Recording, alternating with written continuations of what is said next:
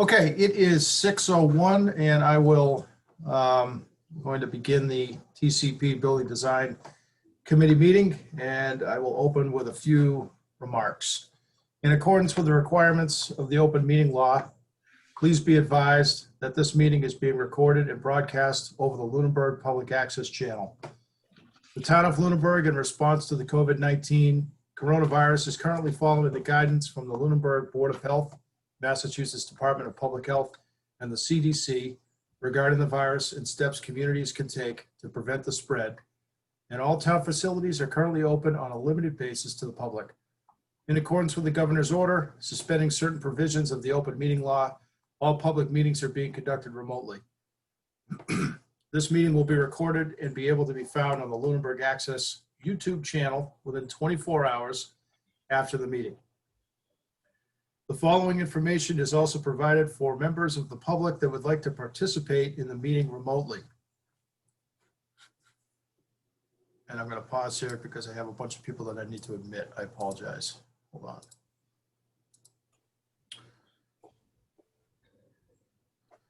I'm doing multitasking, which engineers don't do well. So I'm trying my best here. The following information is also provided for members of the public that would like to participate in the meeting remotely. To participate remotely from a computer, please use the link that is found on the agenda, or from a telephone, dial the toll-free number 888-475-4499 and enter the webinar ID, which is 840-9012-1643, and then the pound sign. The agenda lists all topics which may be discussed at the meeting and are those reasonably anticipated by the chair. Votes may be taken as a result of these discussions. Not all items listed may in fact be discussed, and other items not listed may also be brought up for discussion to the extent permitted by open meeting law. I will call the roll.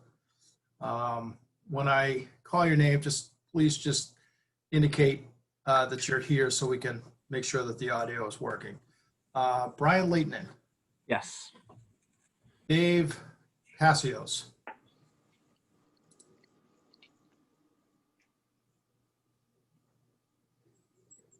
Dave Passios not here. Okay, No, Dave. Dave here. Okay, Dave Blatt. Here. Michael Ray. Present. Okay. I thought I saw Dave Passios earlier, but okay. Is that all that we have, I think? Okay. Okay. I will begin with public comment from the public. Is there any public comment from the public?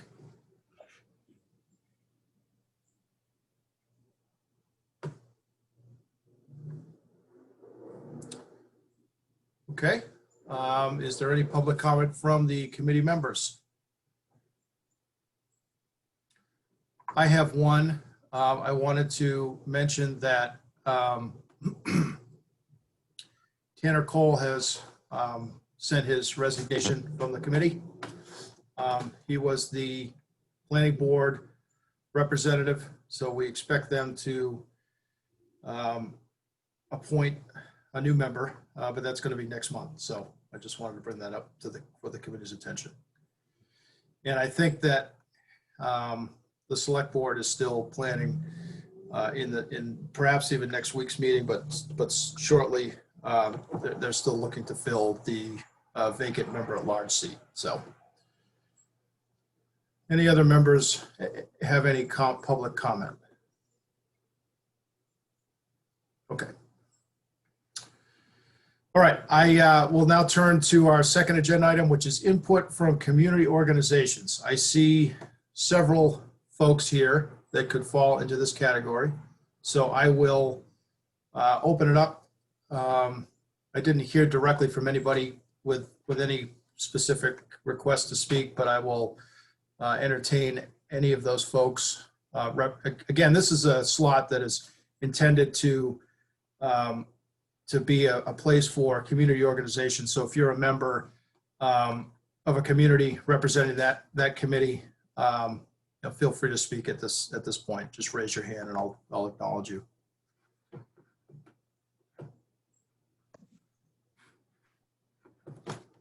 Dr. Burnham. Good evening, everyone. So we had a chance to meet with Mr. Lamb this morning and talk further about the needs of the school department. And then I had an opportunity to have conversation with members of my team about it as well.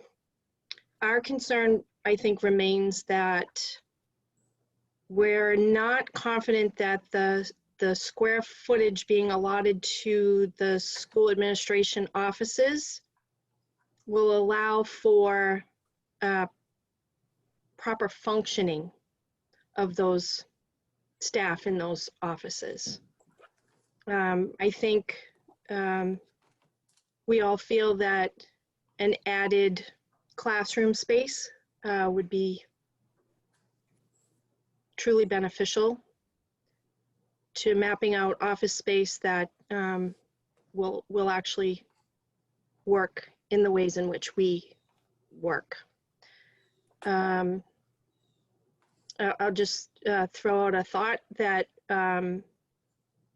potentially the classroom at the very end of the wing across the hall from the current designated areas for the school administration offices, where you have subsections with space for the Board of Selectmen, the representative, etc. Perhaps in the interest of additional square footage for us at the school department and keeping with the adjacencies that you've already outlined, potentially could those designated areas be relocated to another space that's designated as a large conference area? And could that space be subsectioned out into an office for the rep, an office for the Board of Selectmen, Veterans Affairs, etc.? I think, we're still not sure where our designated archival storage will end up being. I just want to make sure that we do have a designated area for that function for the school department. I think potentially if we cannot secure some additional square footage to allow our office spaces to function the way we need them to function, perhaps we need to consider if there are other possible options for us elsewhere. We all do like the idea of having our office spaces co-located in the same facility with the town offices, because we do spend an awful lot of time in the course of a day back and forth with our colleagues at Town Hall. So we certainly would like to have the opportunity to work in the same facility. But I do think that this is an important enough project. I don't want it to be short-sighted on our end as far as our needs in terms of functionality. I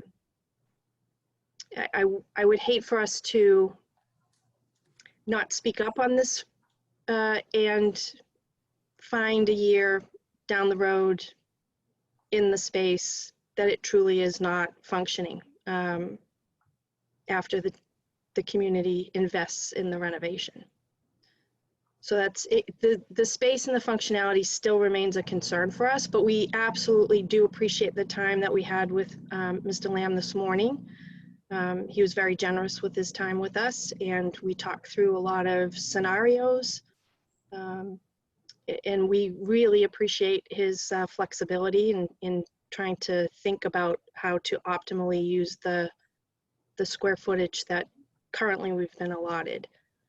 But again, after that meeting, my team and I had additional conversation, and we're just not sure that it's going to meet our needs.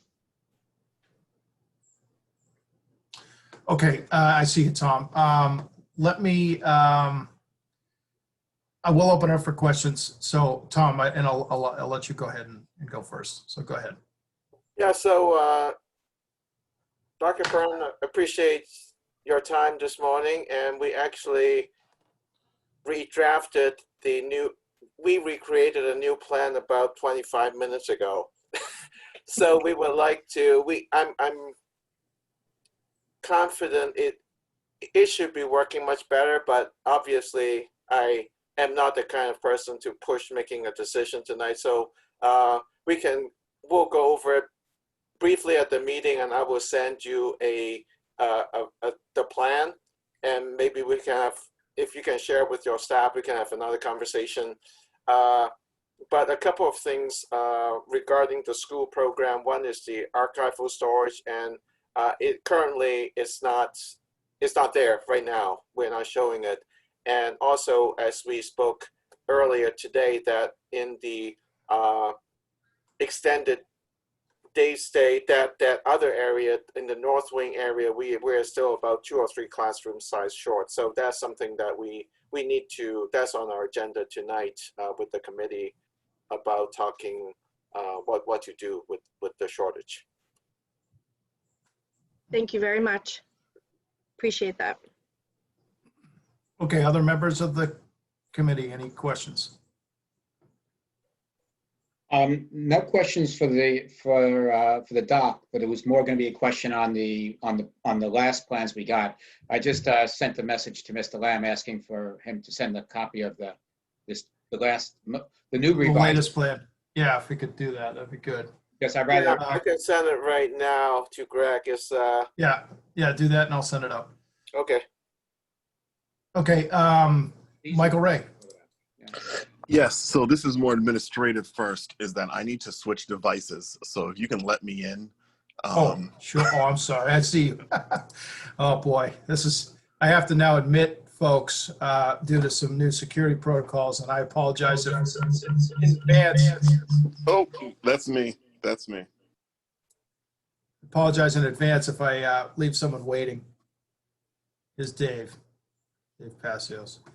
Go ahead, Michael Ray. Sorry for the. I have just a follow-up question. Thank you for letting me in. I was on my cell phone having dinner, so I just needed to switch devices here.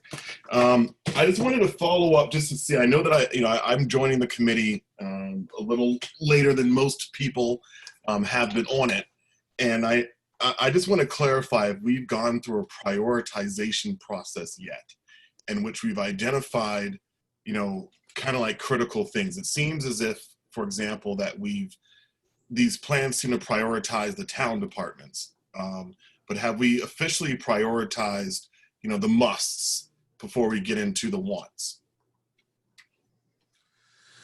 That's a great question. I don't think you can say that we prioritized it as you're talking about, but I think we have done a lot of discussion on the sort of, it kind of relates to our charge as a committee. Town uses, town office uses, school uses, and community uses. In terms of prioritizing, we've gotten a lot of information over the last month, and I think that from the sounds of it, we're going to have a discussion on that later tonight. Okay. I think that it sounds like we're going to need to start doing some of that because of some of the comments that Tom just made. So I think that's a valid question. Yeah, well, I certainly want to welcome that discussion, Mr. Chair. I think that there's no question that there's been a lot of work from the architects to kind of meet everyone's needs. But I understand the process of the last couple of weeks was to really hear about the needs from many community members, but it seems as if we're not going to be able to meet all those needs. And so it may be helpful as we go forward to start to prioritize. We have, as an example, the superintendent made it really clear last week, made it clear again today, that the plans as they're presented, prior to this morning, didn't meet their needs. And so it just would be in our best interest to kind of iron out some of that stuff, I think, first. in terms of, are we going to prioritize schools, over everything else? Are we going to prioritize the town? Kind of just looking at all those different uses to kind of weed out what we can do next. It just seems like that would be helpful. So I look forward to that conversation later on today. And I welcome Mr. Passios as well this evening for joining us. I can now see him. Thank you. Yeah, I apologize, guys. I got tied up with something and realized it was after 6. Okay, thanks for coming. I thought you were here. I called the roll and I thought you were here, so. I usually am. So I had a follow-up question, Dr. Burnham. So, and maybe for Tom first. So it looks to me like the most recent plan, not the one that we just emailed, but the one that you emailed this morning, it looks like you're nominally 2 classrooms for the school offices. Is that correct? So that's around 2,000 square feet? Okay. And Dr. Burnham, what I heard you say was that you think you could use another classroom, so about 3,000 square feet. Is that fair to say? Okay. Yeah, particularly if there is not already somewhere designated archival record storage. Yeah. I mean, that's Okay. another need of the school department. And when we were meeting this morning, and again, lots of conversation, notes taken and whatnot, but we were still shy one office in the 2,000 square foot configuration. And, Yeah. Based on Mr. Lamb's comments, that I imagine that that's probably been remedied. But we still have the issue of no archival storage. And we do have the issue of a reduced number of classrooms for extended day. And if that's the case, we would have some time to alert the community that the program is going to have to be reduced in size. But it's my understanding that that's still a need in the community. Okay. I just wanted to make sure I understood what you were saying, so I appreciate that clarification. Okay, I don't want to cut anybody off. Anybody have anything else for Dr. Burnham? Okay. Is there a, oh, go ahead, Mr. Chair, Mr. Blatt. It's actually a joint question, Mr. Chair. It's actually for Dr. Burnham, and it was also for Ms. Beliza from the Boys and Girls Club. The question is at one time that was talked about the Boys and Girls Club being able to, hopefully with the extra room, be able to provide services for a lower grade. Based on the plans and what we have, is that in the cards for the Boys and Girls Club? And would that help alleviate some of the after-school care need? So I'm going to ask Ms. Beliza first. So I think that if that is something that we want to pursue, then that's definitely a conversation that the Boys and Girls Club needs to have with the school to talk about how many kids they're serving and then how much of an additional, staffing and space-wise we would need. The plan that we have worked on with Mr. Lamb is basically for the kids we serve now. It's basically for about 100 kids after school in the upper grades. So, I think that probably looking at a stronger collaboration would make sense for everybody. But I couldn't really answer your question on the spot, Mr. Blatt. Okay, thank you. And then there's an additional question is, I'm not sure on the plans, but there's a classroom full of storage in the wing of I'll call it the kids wing. I don't know whether north, south, east, and west, but the kids wing next to where the library's been removed. Has that, Mr. Lamb, has that been for like any specific for the storage, or is it just storage? It's general storage based on an original program. So we haven't subdivided that, but I'm pretty sure that's not the archival storage, unfortunately. That was about a combination of about 2,000 square feet of storage. That Okay. is, yeah, for the town offices and so forth. So I guess just to clarify, so basically that's program store, like that's storage that people told you they needed, not extra space that you're just saying, there's some storage. Okay, all right. Okay, I got you. Okay, anybody else? Oh, Heather. Yeah, I was just going to speak to the storage. We had identified in our original space needs 2,000 square feet of archival storage. That's between the town hall storage. We already take up one classroom at the TCP with all those records, and the Ritter. Those records are currently stored in their attic, which is about 1,000 square feet there. And that's not records we're accessing frequently, but we need to retain. The same is true for us. We have archival personnel files. We have other archival files that just for mandated retention of materials. And we also have archival special ed files, but we also have a need for access to active files, both for personnel and for special education. And we're not talking about one file cabinet. And given the square footage of the office spaces as I saw them laid out earlier today, there's really not going to be enough space, let's say in a 10 by 12 office to also have all of the active files in that space and still have that office space function the way in which it needs to function for Mr. Cassidy for HR purposes, as well as for our special education office.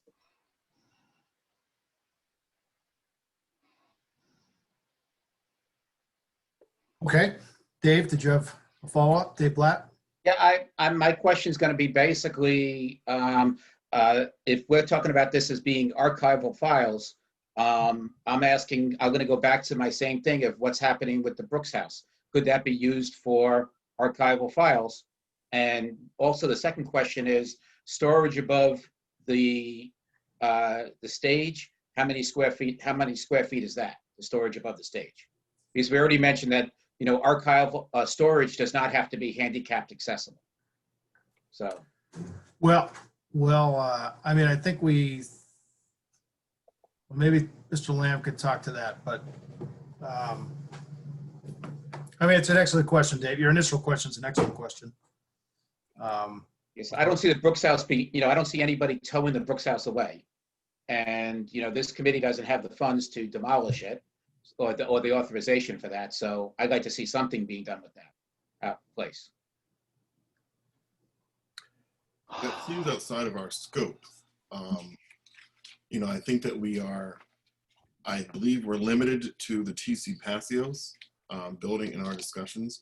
I certainly believe that we could always go back to the select board with some concerns about storage space and the need to use additional space for storage, but I would urge that conversation to happen after a prioritization.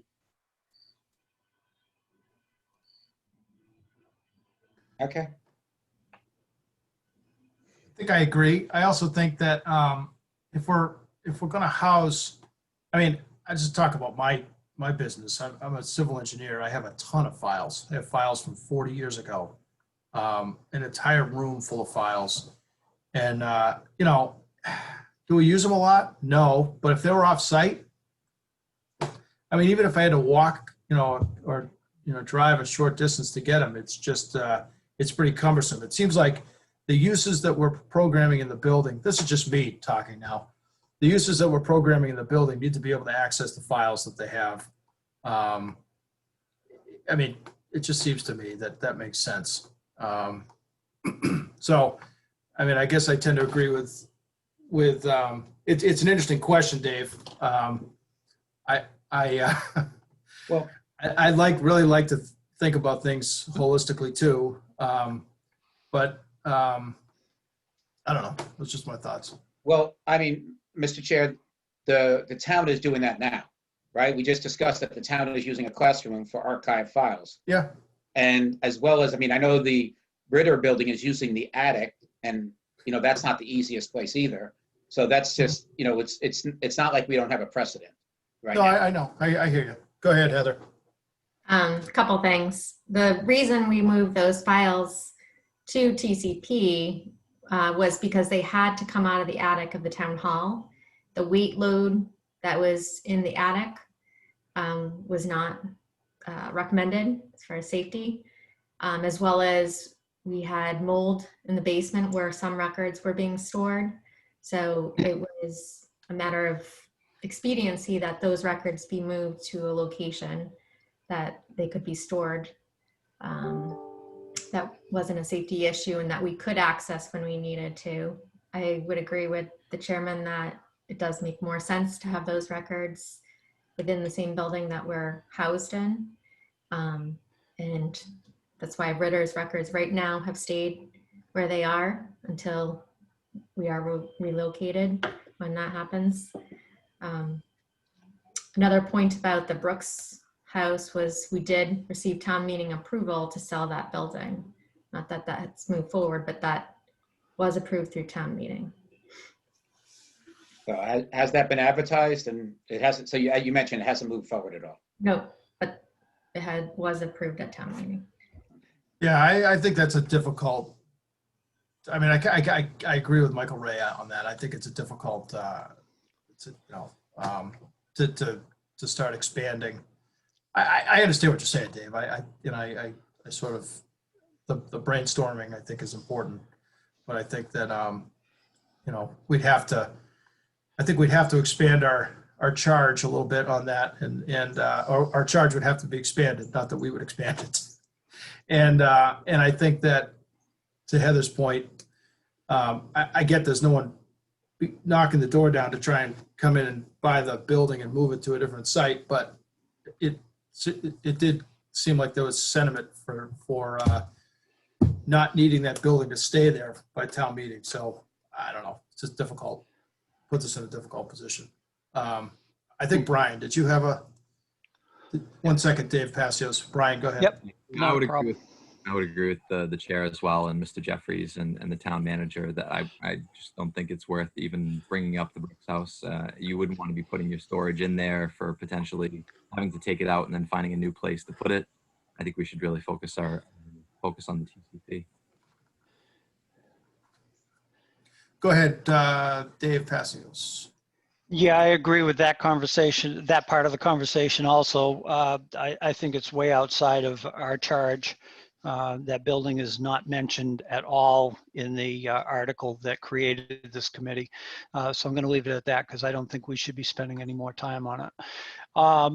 I agree with Michael Ray. I'm sorry I came in at the end of your comments, but the prioritization has been weighing on me for a week or two now. If you go back a few years, we were looking at a building that we didn't need at least a third of it in the initial thought process of what space was going to be needed. Now we have grown to a point where we're busting out at the seams and we can't seem to come up with enough storage space.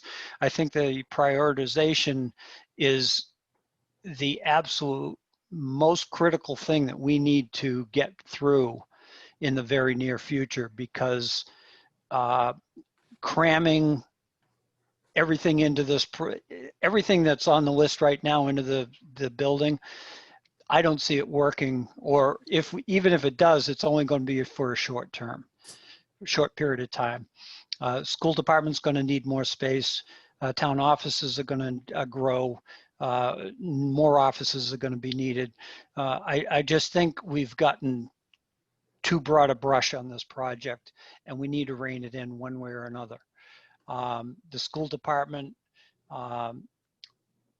if we can accommodate their needs by cutting something else from the program, that's one direction we could go.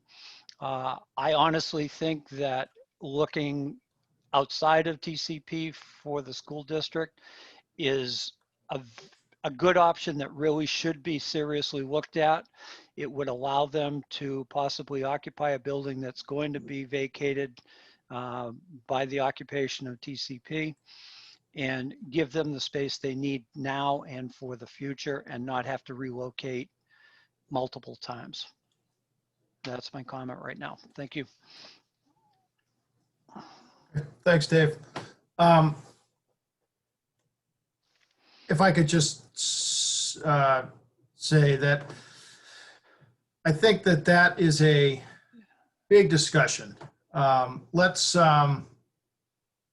know, I mean, we just got done saying that we should keep our discussion to the purview of the TCP building.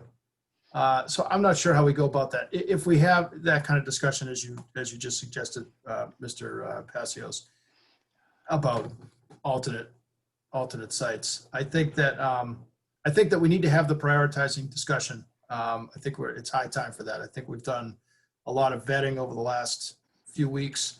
I think you're spot on with your assessment. I've been thinking the same thing. We really are trying to pack a lot into the space. So I think, you know, and I'm sensing that Tom would feel the same way. He's looking for direction on that too. So go ahead, Brian. Thanks.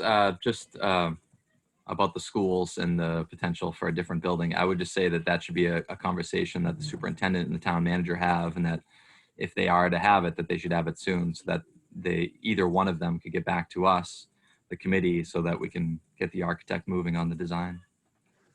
Right. I guess the other thing I wanted to say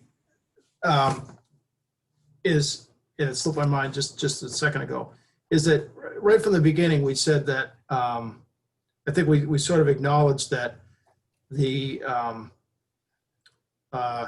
global way that the town deals with the buildings that we have is not the purview of this board directly, but certainly relates to the conversation. So that I think the stance that we took early on was that we want to be a participant in that conversation to the extent that it's happening on the larger town-wide level. You know, certainly if there's going to be a use that this board that's clearly in the charge of this committee, i.e.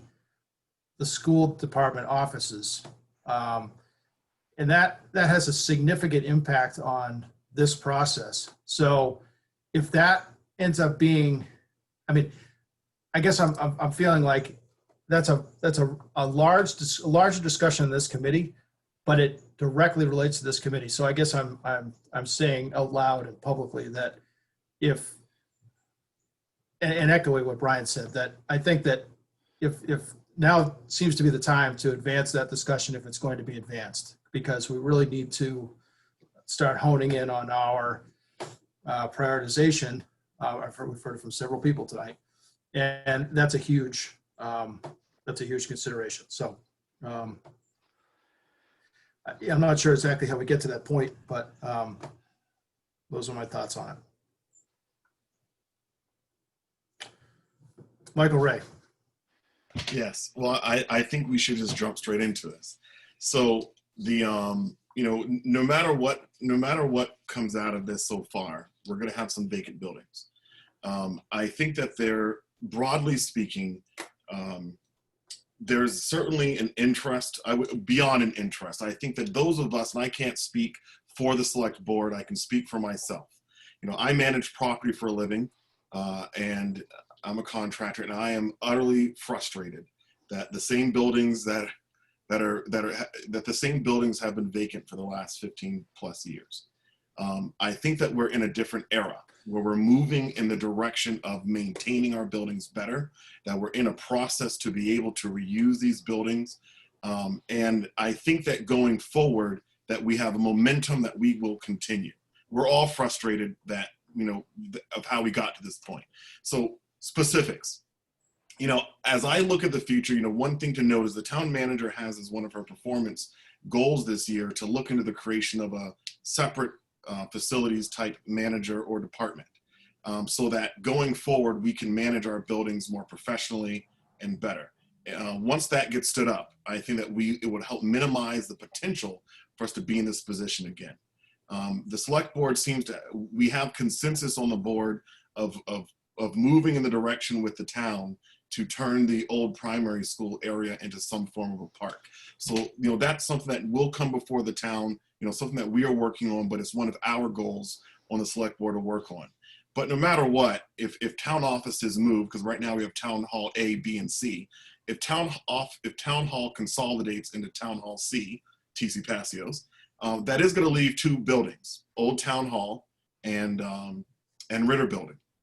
And those buildings may prove, as we have another group, or as this group gets recharged and repurposed over time, that certainly we're going to look into how do we reuse those buildings. And I think that we've heard over the last month about a lot of need, and it certainly gives us some guidance on how we can move forward with repurposing those buildings. I don't know what that's going to look like. That's not in front of us. But what is in front of us is, as I would prioritize, I would say that town offices is high priority. That's why we are in. I believe that's the reason why we are in this position to begin with, is that if you go to an average citizen and say, where do you go to get a building permit? Where do you go to pay your taxes? And if they are new to town, they have no idea. If you say, where's the superintendent's office at? These things aren't very obvious and very clear. So it seems as if for priority that we need to consolidate town offices. I would put town offices as priority number 1, with their current and future space needs as priority number 1. And I believe we heard tonight from Dr. Burnham, and I know from conversations with the town manager that they would also prioritize the co-location of the superintendent's office with town offices. And so I too would prioritize that as number 2.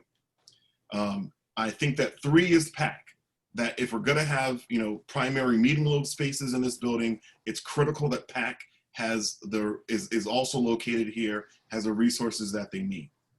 That seems to be priority number 3. And I think underlying all this is a given that we have a gym that's gonna have a multi-use. So I think that I would urge that as we look at what to do going forward, that we focus on those 3 areas, focus on meeting those immediate needs, and then we look at what's left over and figure out how to best accommodate the multitude of requests that we've received.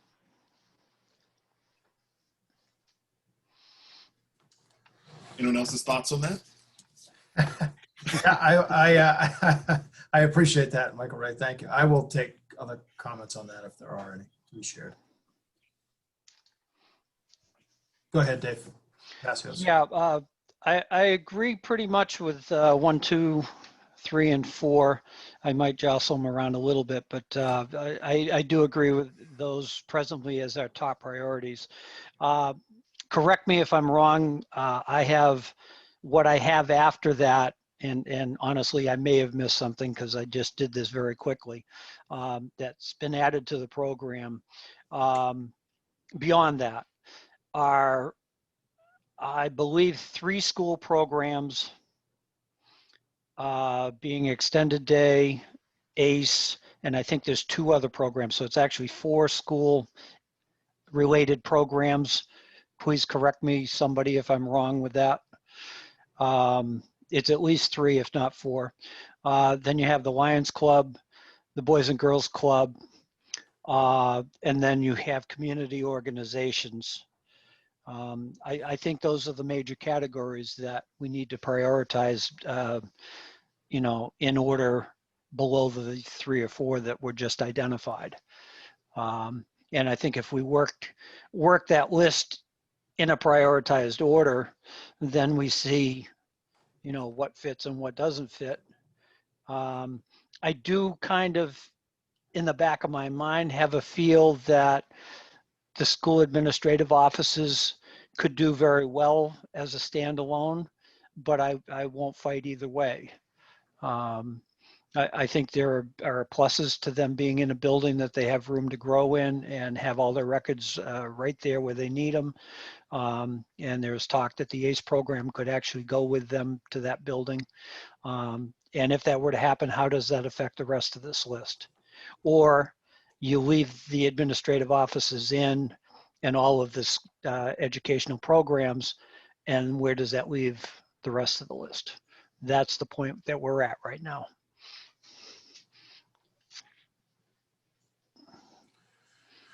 Okay, yeah, go ahead, Tom. I just want to bring in from a process and schedule standpoint that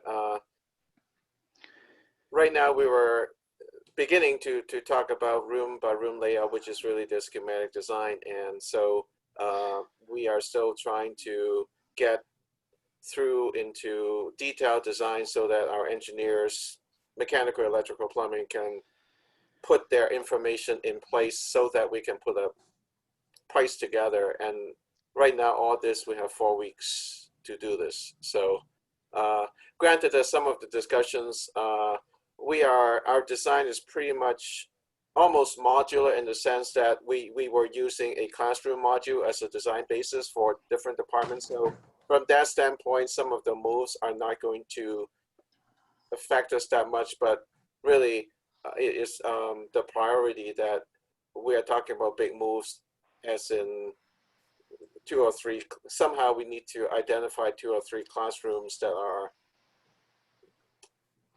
available for either from one program to be eliminated in order for the other programs to expand into. Yeah. Go ahead, Dave Passios. Yeah, coming off of Tom's comments just now and conversation I had with the chair privately a couple of weeks ago, I had actually asked for a copy of the contract so that I could read what deadlines were in the contract. I still have not received that copy, and I haven't had a chance to follow up on that request. But it sounds like there is a end of October deadline built into the contract that I don't know, I guess I just wasn't aware of until comments were made that we basically have till the end of October to get this done. Is that correct? And with COVID having pushed this whole process down the road a number of weeks, I'm wondering if that's still valid. I mean, we need time to, we're going to need time, or we're going to have to really buckle down and make some decisions in the next week for the process to come together by the end of October. And I agree with Tom. His frustration is if we completely shuffle things around again, then that cuts into their time if they are required to have it done by the end of October. And one other thing, getting away from that question and subject. So Tom, you mentioned 3 classrooms. I was thinking that it's actually about 4,000 square feet, which would be 4 classrooms to comfortably fit a good program and have the flex space that's going to be should be built into this project. Again, like I said earlier, I don't want to see this building busting at the seams right from day one, because that's was never the intent. It was, yes, try to use the whole building if possible. If not, take part of it down. But we don't want to be bulging at the seams after spending a large amount of money to rehab a building when there are other options. Thank you. Thanks, Dave. And I guess I'll just say publicly, I acknowledge our conversation, and I do apologize I didn't follow up on the contract. Heather, can I ask you to speak to that a little bit? I don't want to put you out of turn. I don't want to put you on the spot if it's but is the October deadline driven by our contract, and is it driven by our side of the contract or the architects? In the actual contract, there's no deadline. It's just a expediency, just basically. Okay.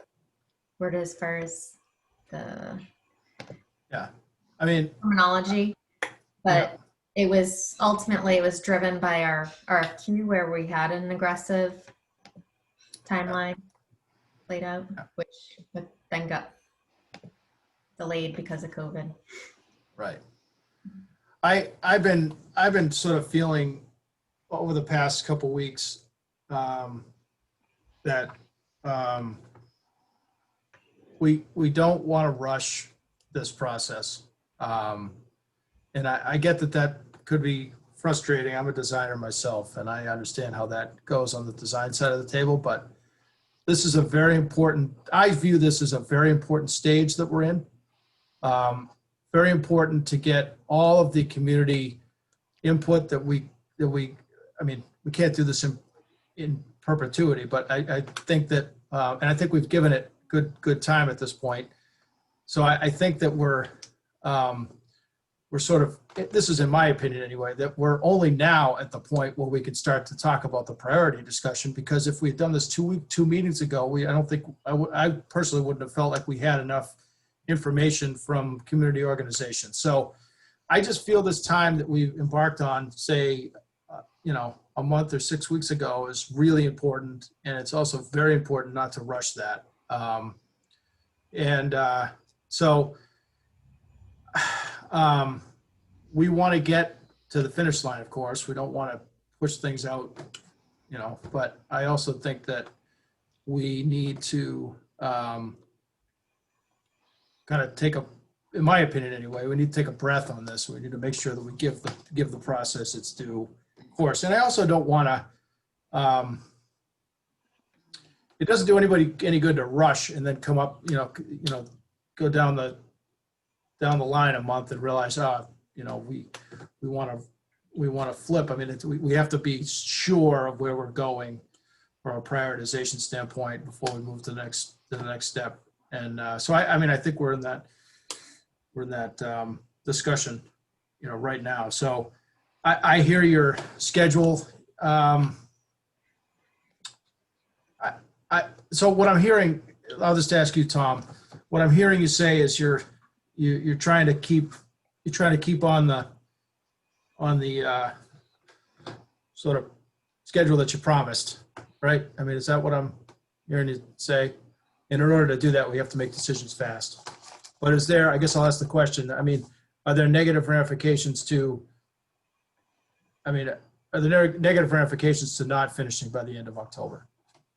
If I could just throw in, there's been some comments about the end date in the contract. Our proposal that's part of the contract anticipated the project being completed at the end of July, and we'd be on board to support the November town meeting with the idea of the project being completely done and brought to the November town meeting.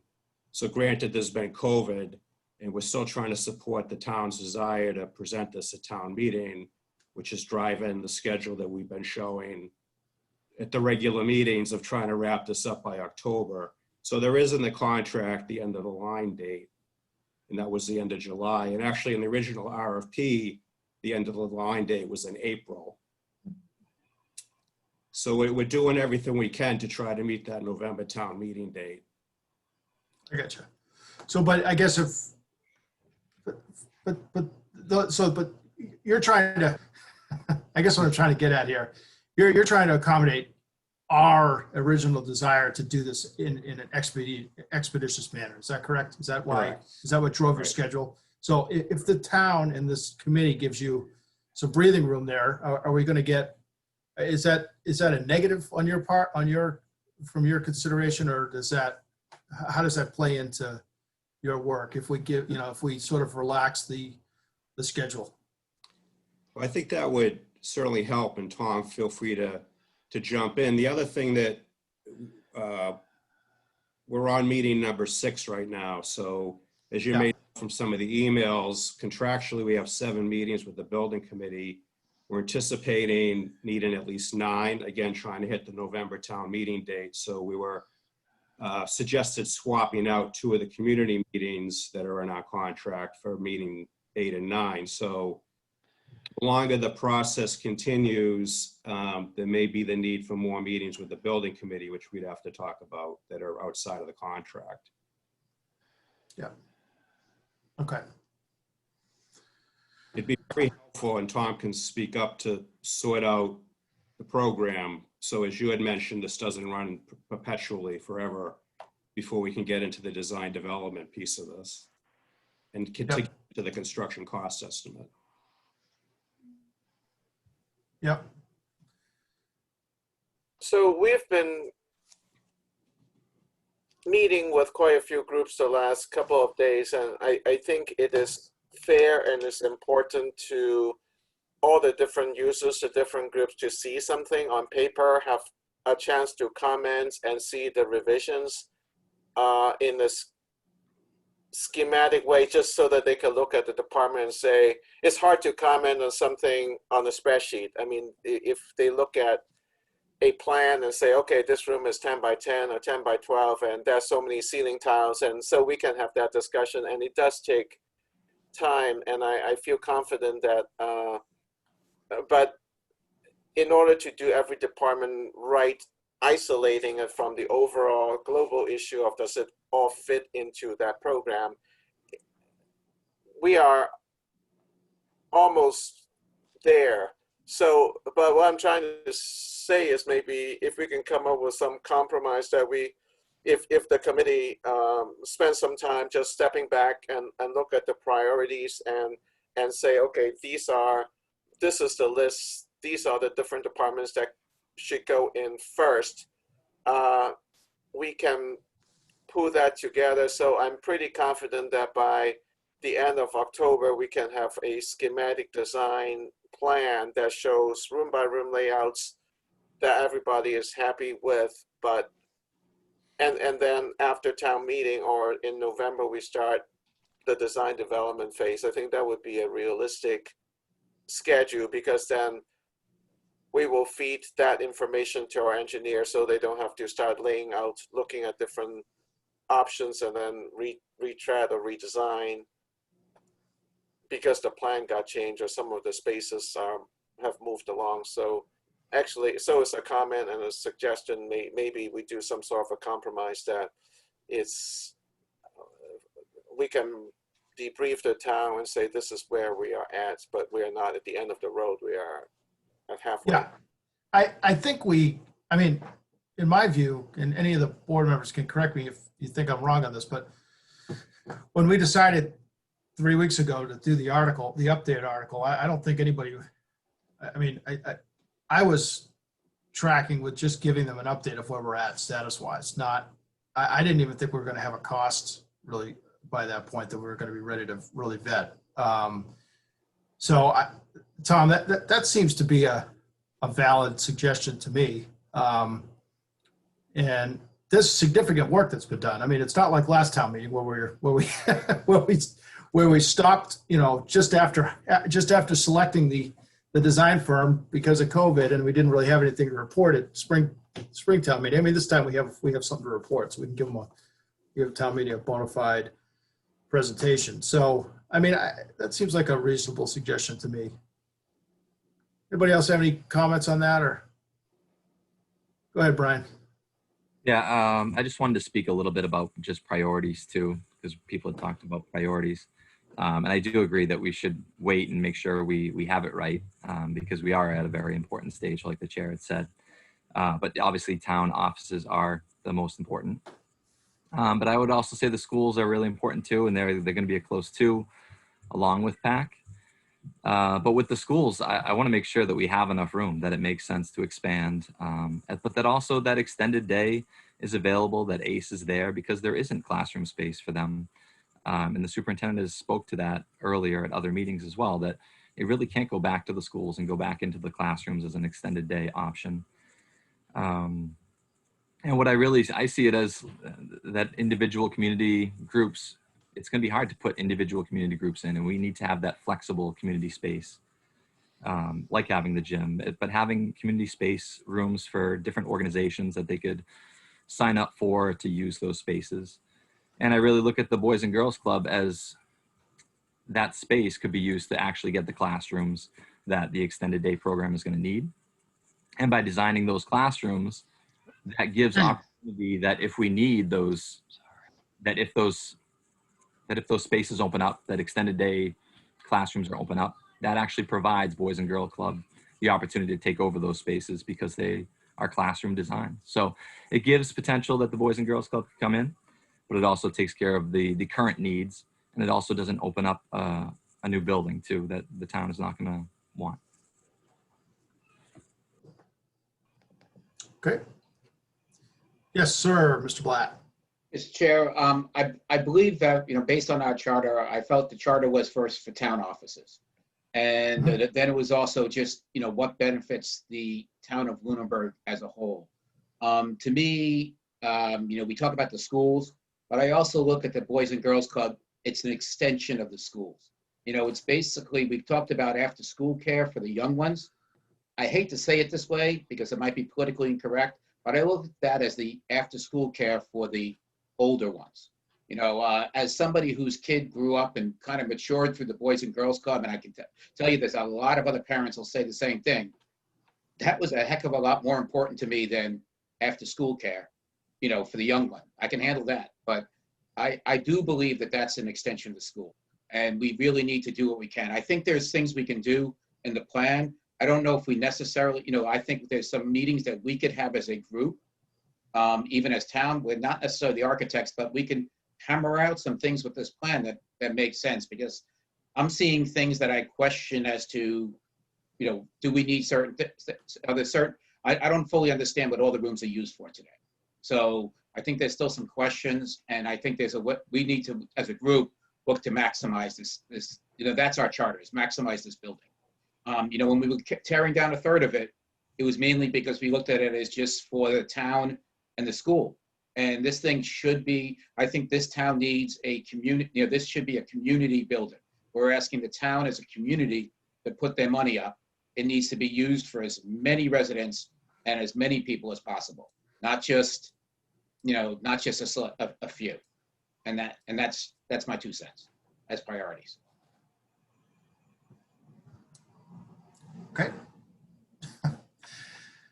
We have a big charge, ladies and gentlemen, big charge. It's difficult to walk through, so. So I'm sorry, Mr. Chair, I think the main thing I was saying is that if we're only going to have a few more meetings with the architects, maybe it's time for us as a group just to look at these plans and look for ourselves what we want to do. Maybe it's not, and maybe within one meeting, we can have something that says, hell, this is good, instead of trying to do this piecemeal where, the 5 of us only get together once a week to kind of look at what was done. Okay. Point noted. We'll talk about that. Let's talk about that. Dave Passios. Yeah, thanks. The only comment I'll make about Mr. Blatt's comments about the use of the building when a third of it was being planned to be torn down, I don't believe the schools were in that conversation. At that point, the schools had not, other than possibly the extended day program, talking about moving back into the building. The other programs were not in that building. They were housed in the school department's locations. And the superintendent's office in the original plans when the middle high school were built was that was going to be moved, or the administrative offices were going to be moved into Turkey Hill Elementary School. And I never have gotten a straight answer as to why that didn't happen. I've heard a couple of different reasons, but, and I'm not saying that they don't belong in the building. I'm just saying that the program that was in place that didn't require that other third of the building had very little to do with school uses in the building at the time, other than maybe the superintendent's office. We weren't talking about 8 different office needs for the school department in TCP, taking off that back wing and half of the middle wing. It was basically town offices, PAC, and I think that was about it. And AgCom was looking to for a commercial kitchen and use of the cafeteria. So anybody that wants to can correct me, but that's my recollection of what was pictured in many people's minds back then. And that's what brought my comments forward earlier, that this has grown to a huge occupancy compared to the original vision. Thank you. Okay. We've, there may be more to say on this issue, prioritization and things, but I do want to give an opportunity. We still technically are under agenda item number 2 here. I want to make sure that I give folks an opportunity to speak if they so choose. So are there any other community organizations? I see a few folks, but are there anybody that wishes to address the committee?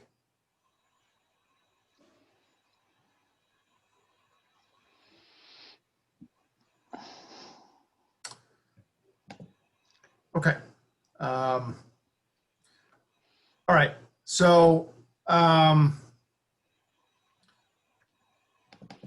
I don't want to cut that conversation off. Does anybody else have any other thing to add while we were talking through that? Yes, sir. Michael Ray.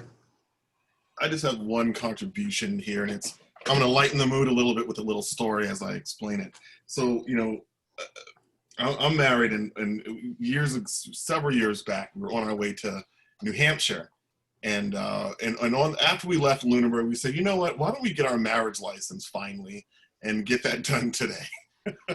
and I think most people probably have a more romantic story about how all that stuff happened, but for us, it was just, hey, let's just stop at a town hall and get it done.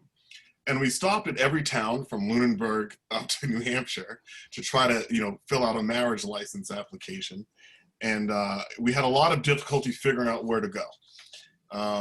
You know, it was around the middle of the day. I think Pepperell, or not Pepperell, one of the towns, the town clerk was out of the office.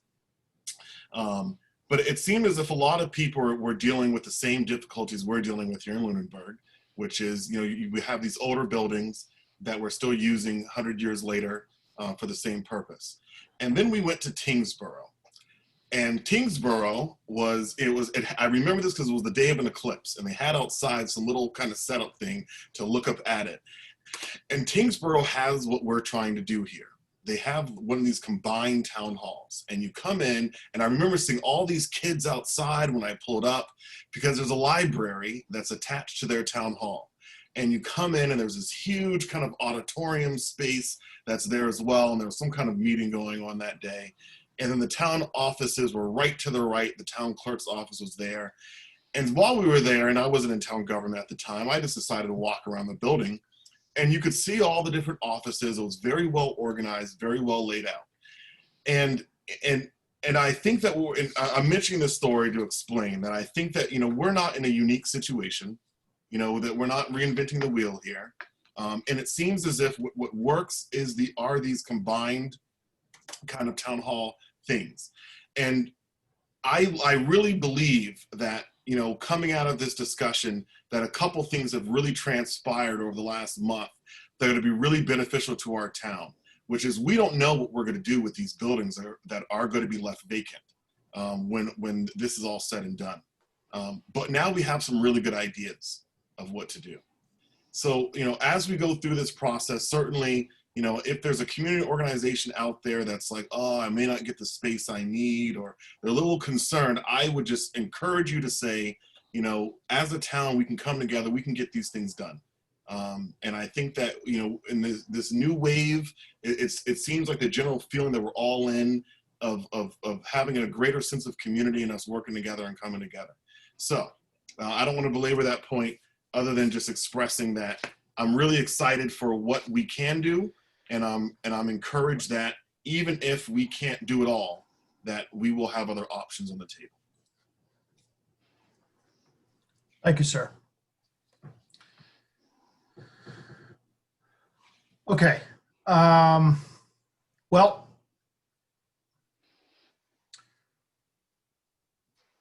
where do we want to go from here? Do we want to do a status up?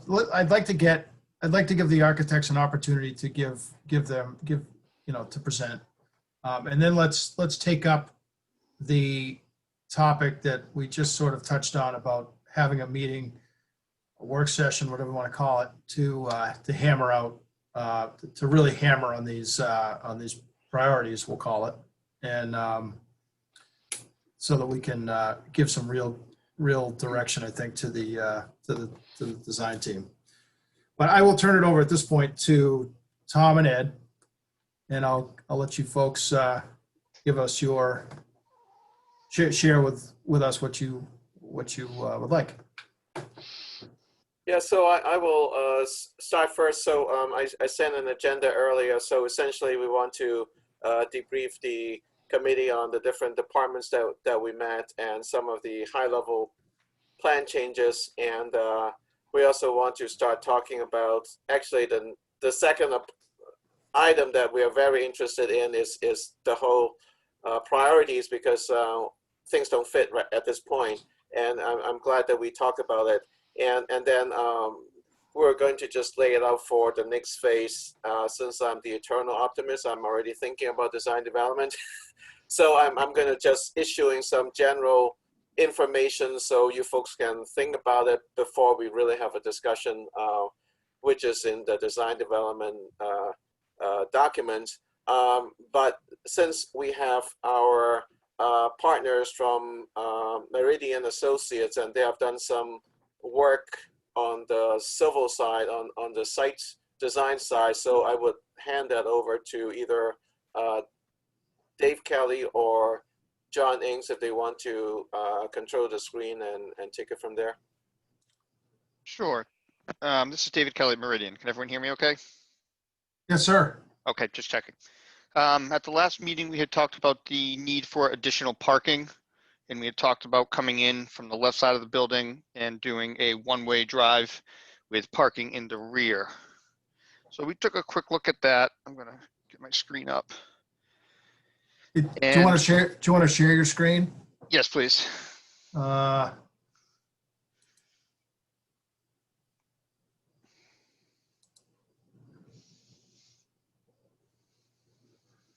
guess I can make you a host. Is that right, Heather? Is that okay if I do that? Yeah.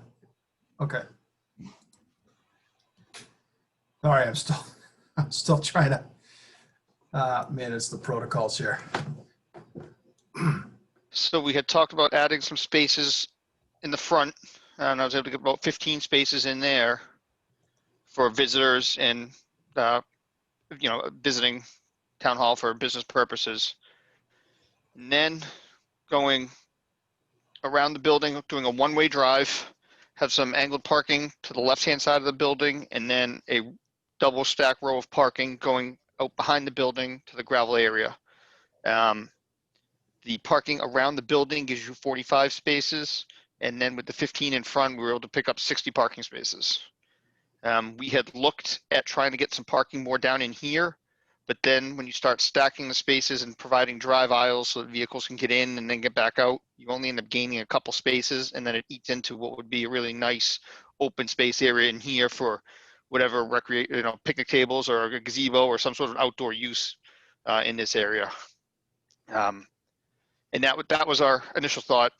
And as we said, we're going to need a retaining wall in this back left corner. So this was just my throw something on the plan that it makes sense, and then get some feedback from you folks on your thoughts.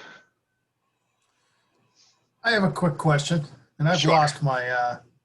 lost the participant window here. Hold on one second. So have you taken a look at, let me just preface this by saying that I'm a civil engineer by trade, so I apologize in advance, Mr. Kelly. Have you taken a look at what the uses that we're proposing in the building would require for parking from a zoning bylaw standpoint? Yep. I went with office since, Okay. so there's office and then there's schools. And without knowing the number of actual classrooms and the number of students, so I just went with office because I didn't have that answer. Office parks at 1 per 1,000, which would mean 54 spaces are required. And with the proposed parking and the existing parking located here, we have 99 spaces. So I would fair to say that if you do the math on adding in 2 or 3 classrooms or whatever that number ends up being, I think that we're still going to be overparked because the classrooms are one space per classroom and then one for every 3 children or something along those lines. So I still think we'd be all right on parking because we still have, as we had talked last time, this gravel area up here that we could always repurpose and add additional spaces. Although you had said that you think it's used by the school. Definitely, yeah, definitely used for overflow parking for the schools, yeah. Okay, I'm gonna acknowledge Dave. He raised his hand first. Hang on, Brian. Dave Passios. Yep, just trying to turn things back on here. I shut them down for a second. Sorry about that. Coming around the front of the building and to that rear parking is exactly what I envisioned when we spoke last time. And your description of staying outside the trees and everything is great. And the open space in the V section in the back there between the two wings, I think that's really important what you said, that you know, an outdoor recreational space, whatever you want to call it. I think it's important that we don't impinge on that area at all. I still, you know, we always kind of brush across the discussion about this gravel area. I think that's something that's going to need to be pinned down solidly as to what's going to happen to that area, because you're going to need an access road at least through it to the main driveway. If you're going to have a one-way coming from the front all the way through.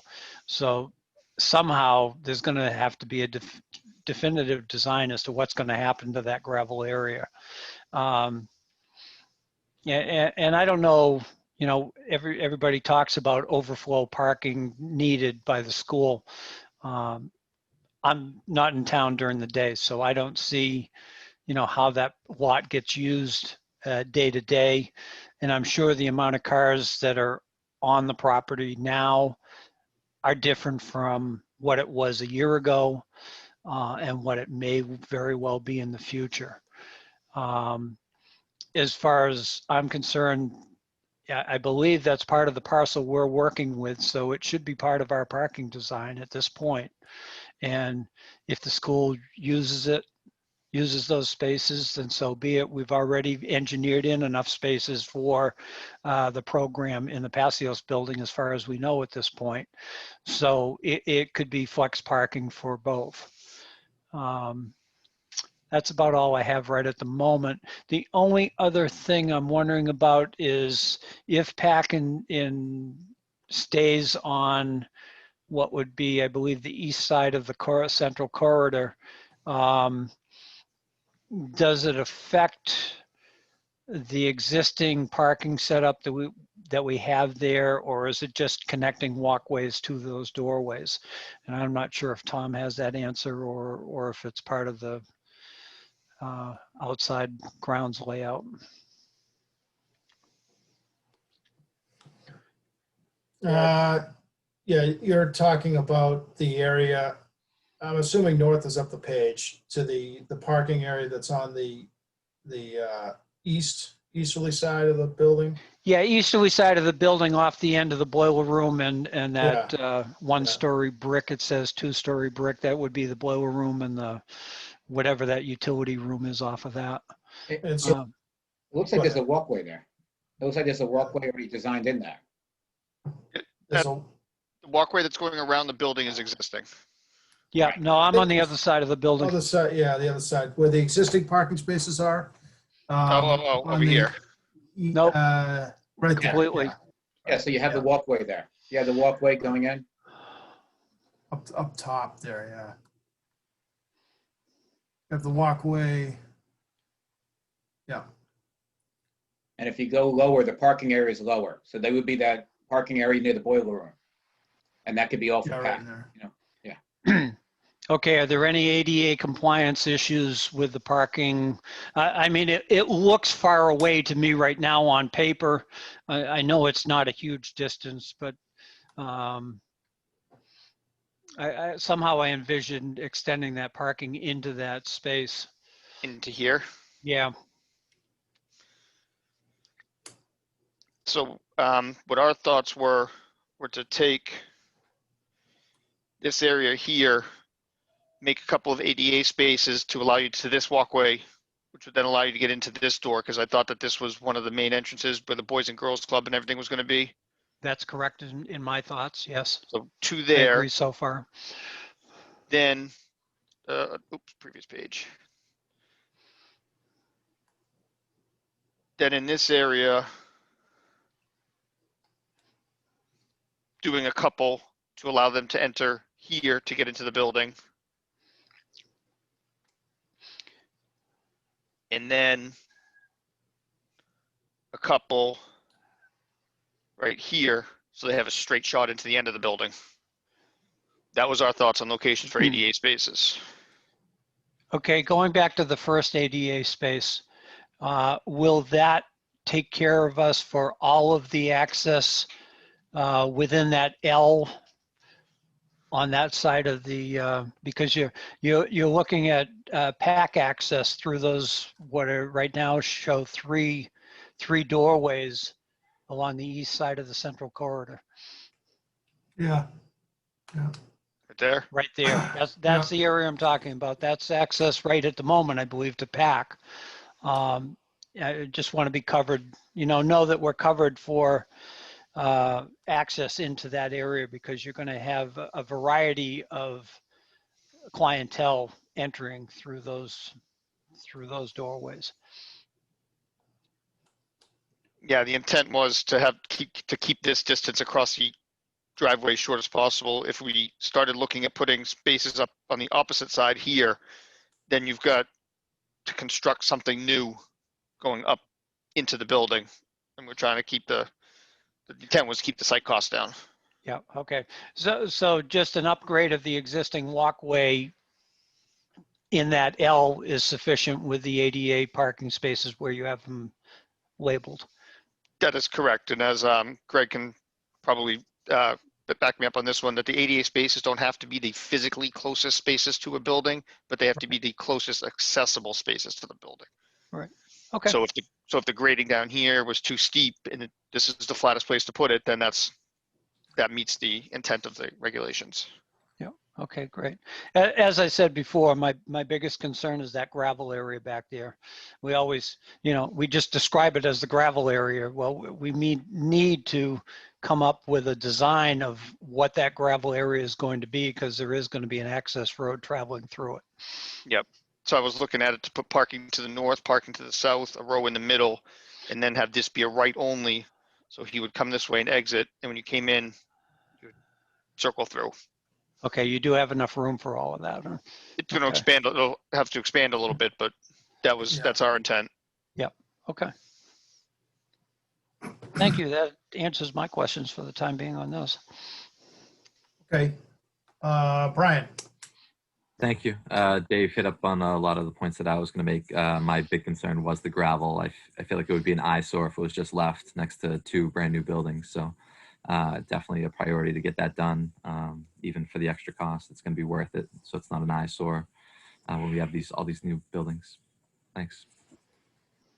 Okay. I'll just go down and in order. We'll just do it this way. It's easier. Dave Blatt, do you have anything?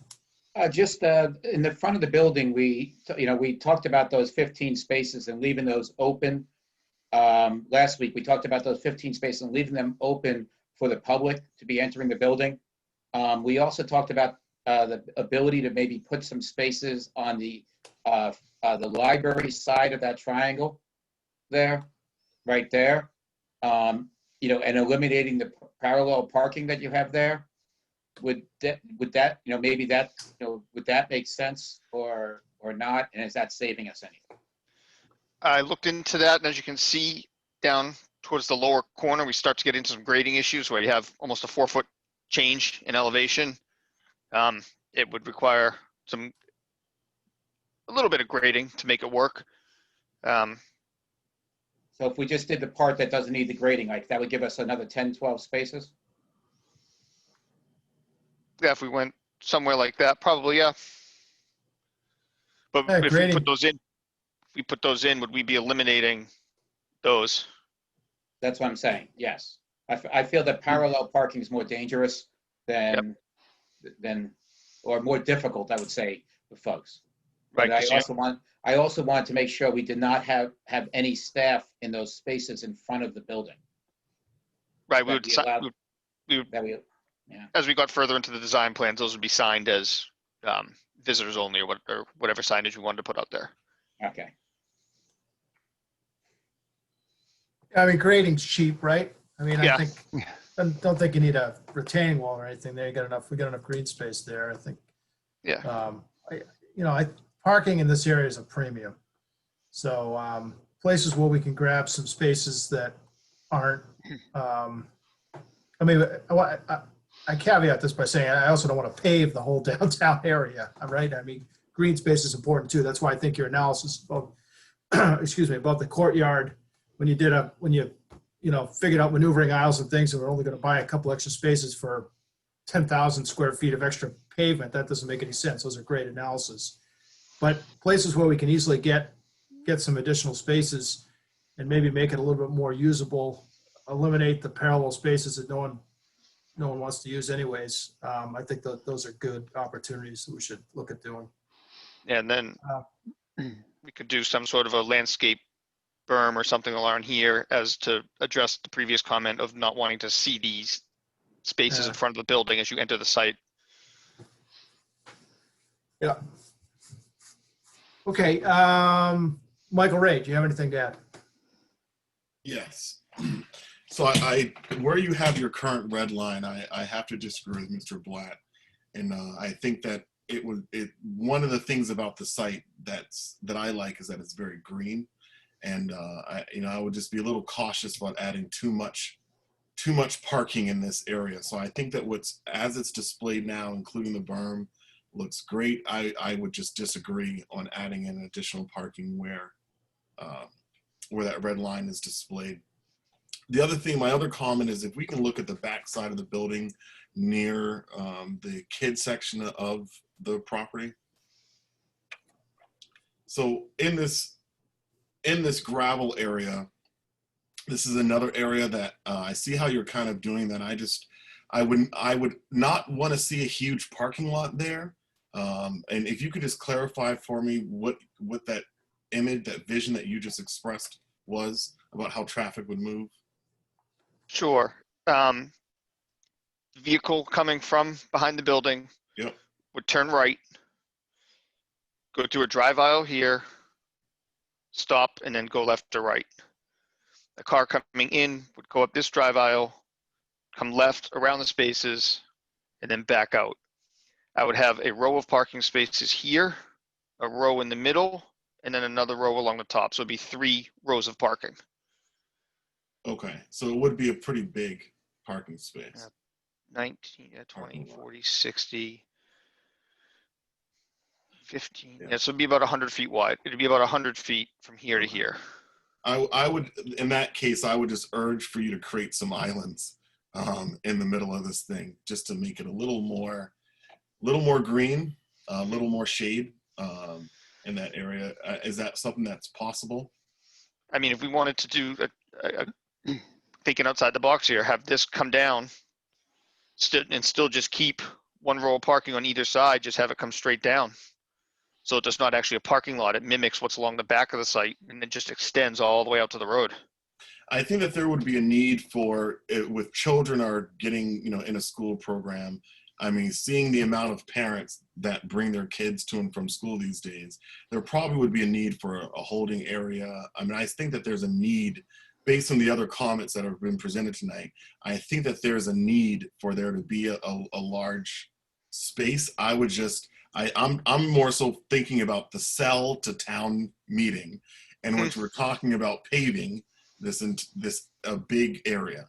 And I know that we're going to have some graphical depictions of some trees and other things, but that's just something I think we need to be mindful of. Sure. We're going to have to do some plantings here to make this less. If I could, I don't want to interrupt you, Michael. Are you done? Sorry. Good. I'm good. Okay, I'm sorry I interrupted.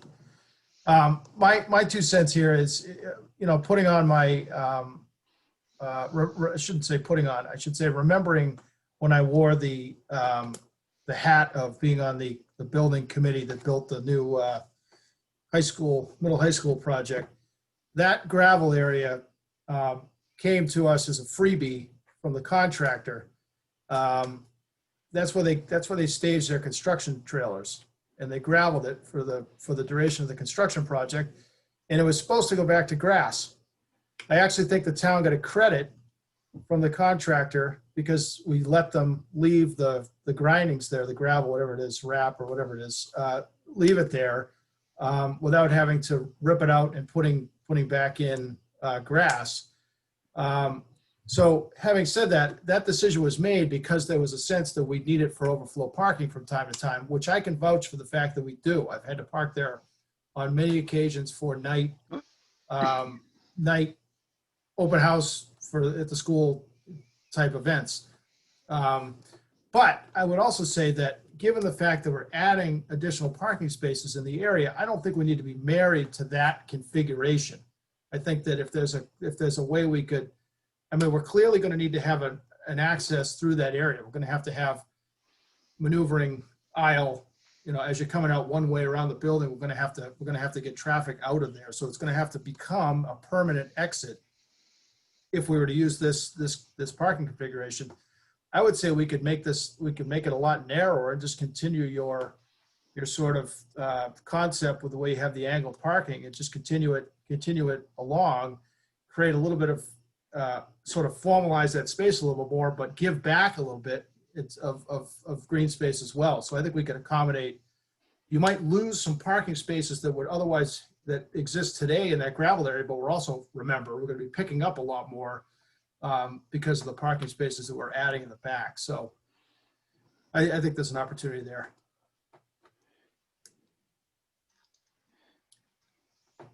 Anybody else? Great feedback, Mr. Roy. I concur. Yeah, if everybody else is said, I'd like to make a few more comments. Yeah, go ahead, Dave. Thank you. I'm assuming everybody's seen what's in the chat from Dr. Burnham. She's just mentioning that the extended day program will need, there will be a school bus that will need to access through there to pick up and drop off at different times during the day. So just for the designers to keep in mind that there will be limited school bus traffic through there with the present program. When you Go say ahead. the school bus through there, are you talking about in the what we've been referring to as the gravel area, or are you saying that the school bus has to go around the whole building? Well, we need to figure out where the drop off would be relative to where Extended day. Yeah. So we need to accommodate. We need to figure that out. And I would guess that, saying that they can stop on the access road between the middle high school and this building is not feasible. I think I pictured it in my mind when the superintendent posted that comment that the bus would come in from the front all the way around the building, and that most likely the pickup point would be back somewhere on the end of the corridor where the students would be entering into the back section where presently all the school programs are. In regards to developing that gravel area, we've put quite a bit of conversation into it and different options. I'd like to add one more. If we extend the access road that comes from the angle parking at the back corner of the wing, yeah, right there, and extend that, let's make sure I get this right, extend that straight through to the present driveway for the middle high school, give back everything, I'll call it north of that road back to green space, and then utilize this area below that as thoroughly as possible for parking, and coming in off of the middle high school driveway, come in, kind of bear to the left, and come down between those two rows of parking spaces, and then turn right and exit back out the straight one-way drive going along the edge of the north side of that lot. That's just my vision of what we could do there, and give us a little more green space just beyond the parking lot. I know Boys and Girls Club would benefit from that if they stay in the program. And the courtyard, I'm sure, is another benefit to them for any of their outdoor activities. Thank you. Okay, Dave Blatt, I think I saw your hand. So I guess I was looking at, I understand the concern for the school bus, but I would hate to have to increase the size of the drive-through lane in this parking area we have going around the back to accommodate a full-size school bus. I would look at it as the area that's already paved by the boiler room. This would be the east side of the building. That parking lot there should be, as long as we can accommodate the school bus or the school vans coming in, we've already designated that entrance as the entrance that's to the north of that as being more for the schools, the boys and, more for the kids side or anything like that. So to me, that would make the most sense, that if we could somehow configure the driveways to allow a school bus to come, maybe have a little area to just pull in, drop off, and that's it. That to me would be the best, because I agree with everybody that I would hate to see that north gravel parking lot become all parking lot. I'd rather see green spaces between the building and the parking lot stay, and just do the same thing as we're doing around the building, make it a one-way going, keep on going. I wouldn't even allow entrance from the school. I just make it where you have to, if you need overflow parking, come around, go around the building and come through that parking area, and that's it, type of thing. So I'd make that a one-way and just do parking on left and right, and leave the whole space, leave the green space between the building and those 2 lanes of parking. Yeah, I appreciate that, Dave. Just a couple comments. First is, I don't want to speak for him, but I got to imagine the fire chief's going to demand accessibility for fire apparatus around any new road that we construct around the building. And if we can get our ladder truck around there, we'll be able to get a school truck around there. Yep. I But actually also, ran. Yeah, you Actually, did an auto turn or something. Yep. Oops. So, but having said that, I also think that, and that plan get pulled down, but Yep. Hold I on. think that when you have a school bus drop off scenario, you want to have that adjacent to a sidewalk area. So I think Right. that Dave's suggestion is a good one, because I think that right at the northerly side of that existing parking lot where you were talking about your handicap, yeah, right in there, you have the opportunity to drive a school bus from south to north into that space and have a drop-off zone. Even if we had to build a small little section of sidewalk adjacent to that drive section, that angled or that curved drive section, you have a spot that you could unload students safely and not have to unload them into a parking stall. If you have a drive aisle through parking spaces, you don't want to park a bus and unload them through parked cars, right? So I think there's an opportunity to do that there. But I mean, I'm sure these guys will come up with now that they have an input that the committee has given them, that we need to have a loading and unloading zone for school buses. I'm sure they'll come up with a reasonable plan. Anybody else? I'm not the host at the moment, so I can't lower your hand.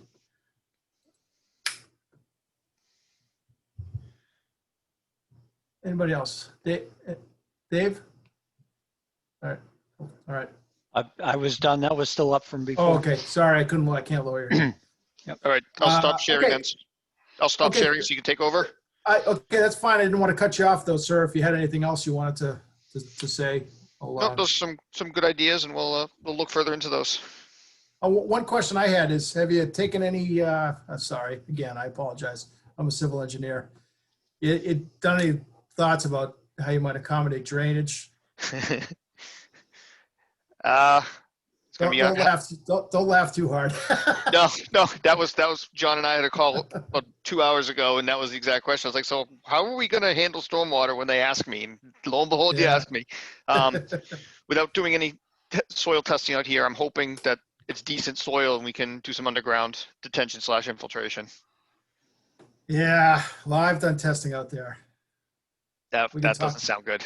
We can talk offline. I have a little information I can share with you. Okay, and then the follow-up to that is on being a civil engineer, I can we have this drain line. Yep. It comes up, goes off property, and we have no clue where it goes, and It goes into an underground system that's underneath the edge of the lower field. And we can definitely get the drainage report for you from the niche engineering did that design as part of the school building. We can definitely get that, should be able to get that drainage report for you. yep, that'd be good. We assume there was some sort of underground thing over here. Yeah. So Yeah, Greg, that's 125 years ago, that was a surface brook, spring-fed surface brook. I can imagine, because it's a wet hill. Yeah, and I think they thought the water was going to go away when they took out the old high school, because that lower wing, the newest wing on that building down that stretched down closest to 2A, from day one had a sump pump in it that ran 24 hours a day, 365 days a year, because the building got set into groundwater by 12 inches. Yeah. When they lowered that field, where that drain pipe is that you're just talking about, I'm amazed that we did not get bleed out of that cut slope that they did there at the bottom of that hill. But whatever drains, tow drains, whatever they put in there, seem to be accommodating it. But it's a wet hill. It's a till. It's a glacial till, unfortunately. But I can give you a little bit more on that, and I'll try to see if I can get that drainage report over to you. I'll work with the planning office on that. that'd be great. Thank you. While you're talking about that, Mr. Roy, one thing that came about in the school project is that there's a lot of water now that comes downhill, and I happen to live downhill, and so my basement now floods as a result of this project for the schools. So I would just encourage us to be mindful that we should be quite creative with how we do water discharge. I know that towns are a little different than everybody else, but I can speak to my neighbors to see how they're being affected as well. But once the school was built, like I said, we've a tremendous amount of water comes Are you down. somewhere down in here? Say again? Are you somewhere down in this location across the street? No, I'm at the bottom of the hill before Northfield Road. It's the stormwater comes basically as you come down that hill. The stormwater comes in where you used to have locust map written. The stormwater comes that way, and I'm in that general area. So yes, we get killed. Could always go with pervious pavement, because you're not going to have much heavy load. You're not going to have much heavy loads back there as far as trucks. Yeah, well, let's talk to the DPW about that. Okay. That's not an option we should dismiss lightly, though, with stormwater runoff, and I know a little bit about the ground conditions there also, Greg, especially when you go around the backside of the building. Yeah. So I mean, we shouldn't dismiss that totally. It's definitely an operation and maintenance question more than anything. It's a capital expense too, but it's an operation and maintenance. It's very heavy on the O&M side of things. Yep. You really have to maintain it. I would venture to guess that we're not set up. Well, I don't have to venture to guess. I could say that we're not set up to do that in Lunenburg yet. So it would be an outsourcing type of thing, and just a bigger discussion. I'm not saying not to pursue it, but okay. All right. Thank you. You're welcome. Can you turn the host back over to me if possible? I have to do that. I think you do. I don't know if I can grab it back. Do multiple participants can share simultaneously?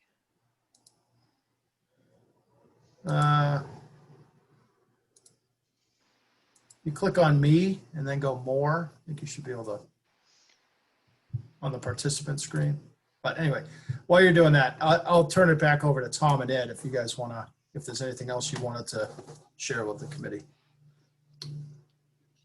Yeah, I'd like to briefly go over some of just some updates, but can I have control of the screen, or do I just hit share screen? Try hitting share screen. I could make you host, but So I gave you host back. Yeah, I saw that. Yeah, okay, it worked, yeah.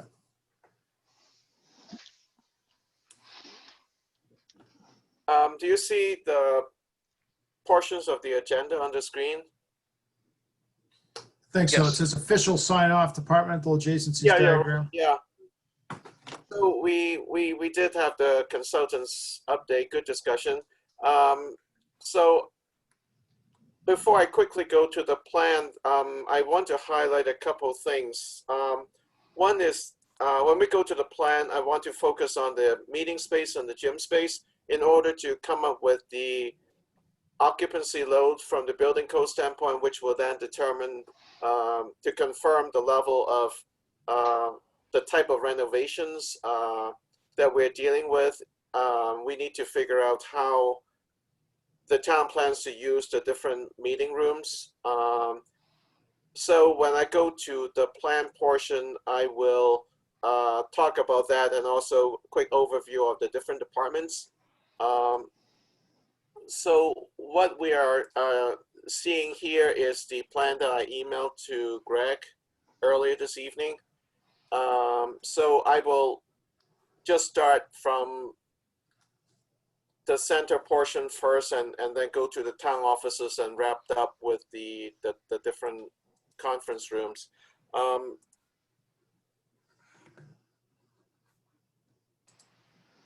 So we talked to Steve Walker and Joe McLaughlin earlier this week, and so they're going to essentially take this plan and fine tune it. The key thing is really the proportion of some of the rooms, and also this internal corridor. We're going to flip it so that it's going to be along this side to minimize natural light coming into the studio space. So they're going to send me a sketch by the end of this week, and so we'll tweak this plan. But a couple of other key thing is the fact that they only need one entrance coming in, and the other two doors they wanted to be emergency entrances. We have been talking about a dedicated parking spots for their vans. So it's good. We still show some parking spaces here that I would say would be designated for PAC. And now I'm moving towards the town offices section. We still haven't talked to the town clerk's office, so we don't know what their comments are about the layout. We have to reconvene with the accounting and treasurer departments, but this plan is based on some early email exchange, essentially putting all the offices along the outside wall for windows and some of the functions that need to be closer to the public. Building department and so forth. We have yet to get the comment from Casey. Planning departments, we have an open space and then individual offices and storage is on one side, and that's fine with them. Board of Health, we exchange emails a couple times, and this is what we believe is what they need, and also they're sharing this classroom space with the Conservation Department, Historic Commission, and so this group seems to be working out. We talked to Heather and her team yesterday about the town manager suite, so we move a few things around and move some of the offices along the exterior wall. We also discussed the miscellaneous offices, right size the state rep office, and also the select board's office for the select board. We enlarged the share staff and the share staff lounge, and that could be used as a conference room. Is about twice as big as what it was shown last time. The blue area is the department the school departments, and we fit in the office that was missing before, but Dr. Burnham will have to spend more time reviewing what this layout is.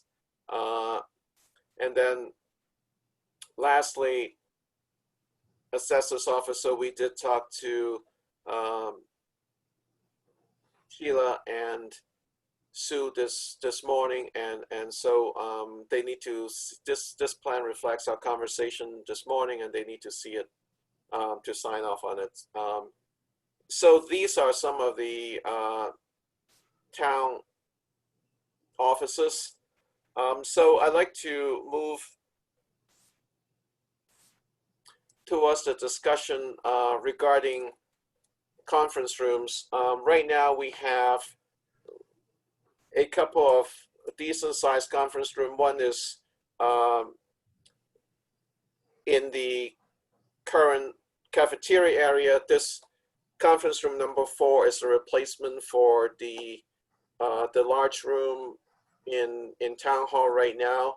And then we also have another 1,000 square foot conference room that may be converted into an office suite in the future. Smaller conference rooms. There's a 300 square foot one, 600, and another 400 square foot one here, and also a smaller one, about 270 square feet. So I'm just wondering, from the town standpoint, do you anticipate these smaller size conference rooms to have tables, pretty much tables and chairs for meetings? And the larger size conference room, it might be set up for like a classroom setting that it will be just seats.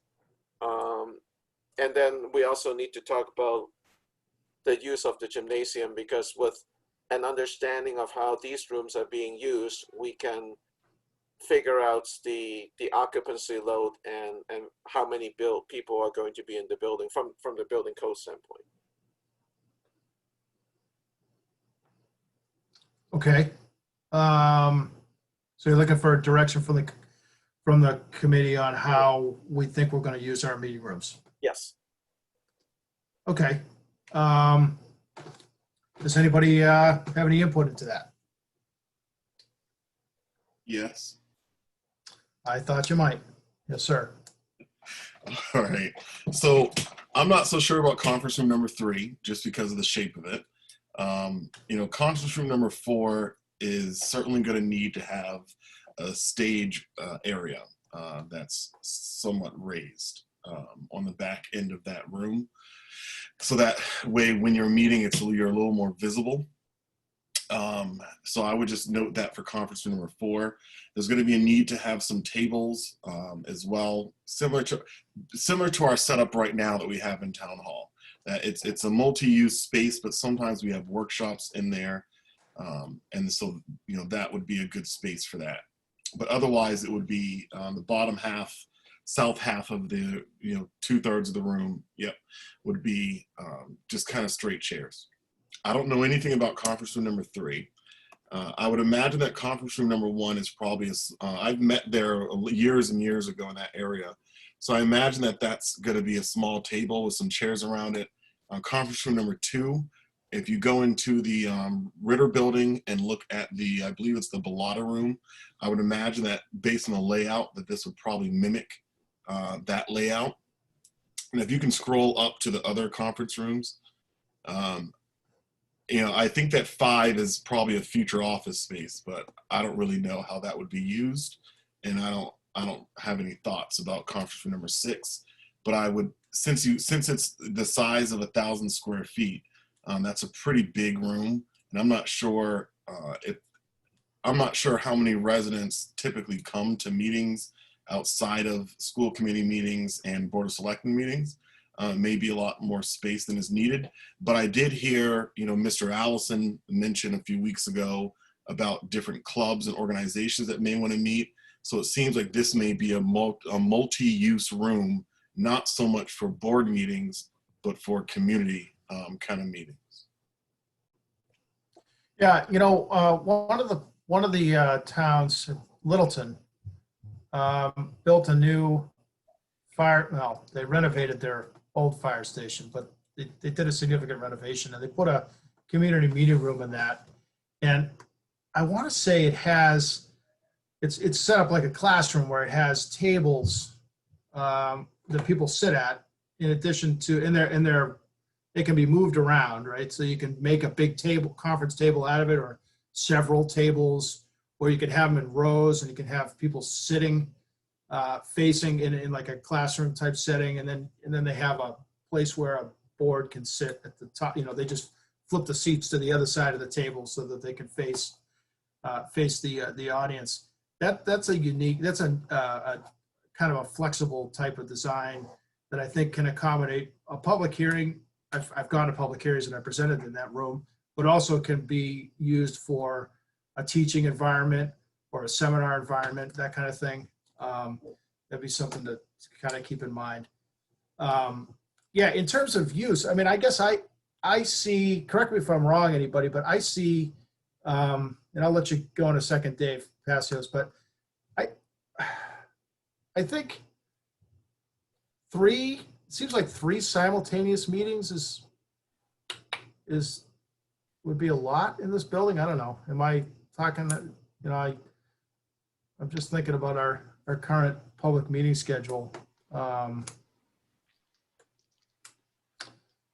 don't know if that's answers the question that you're asking, Tom, but are you asking to try to get you're asking to try to get a maximum amount of seats we need in all the conference rooms, or are you trying to get an idea for how many people might be in there all at once? Yeah, so according to the building code, for an assembly space, there are really 3 categories. One is a combination of chairs and tables, like a seminar type setting.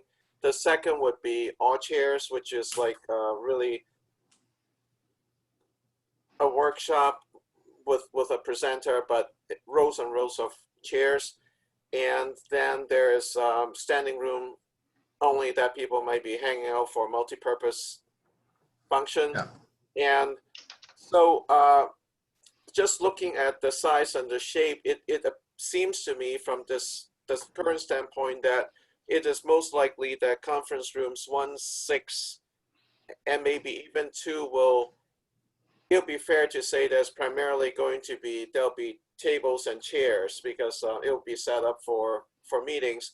But yeah, number 6, it might be big enough that somebody might have a program, or some celebrity came to town and they're giving a talk, and then these are all lined up, somewhat similar to conference room number 4, when there are more folks. But in chair situations, I don't see a scenario for conference room number 6 and number 4 that there are standing room. People are standing when they are gathered. Yeah. And number 3, we might reconfigure that a little bit. It may make sense to have 2 smaller rooms instead of just this really long shaped room. Okay. All right. I got a couple other. Dave Passios, you were next. Go ahead. Yeah, Tom, you've got the screen share perfect right at the moment for me. Conference room 3, that little block off of that in the corner there, what is that? It's like a hallway to come. We haven't drawn all the doors, but it's a hallway to get to conference room number 4. Okay, so we're not talking about a movable wall to open conference room 3 into conference room 4 to make that a larger. I think we did talk about that, so we could. I think it would make sense if this is a movable partition. Yeah, I think if we concentrate on conference room 4 as being the primary conference room for the entire building, which would accommodate the biggest participation we would expect at a meeting, with the flex space being able to expand into conference room 3, that would, settle that area, and being able to close it off. I don't know. I see what you mean now. If you're gonna close that off, then you need an access from the hallway to get to conference room 4. It's either that or open that up to one large room. I also disagree that we need a stage.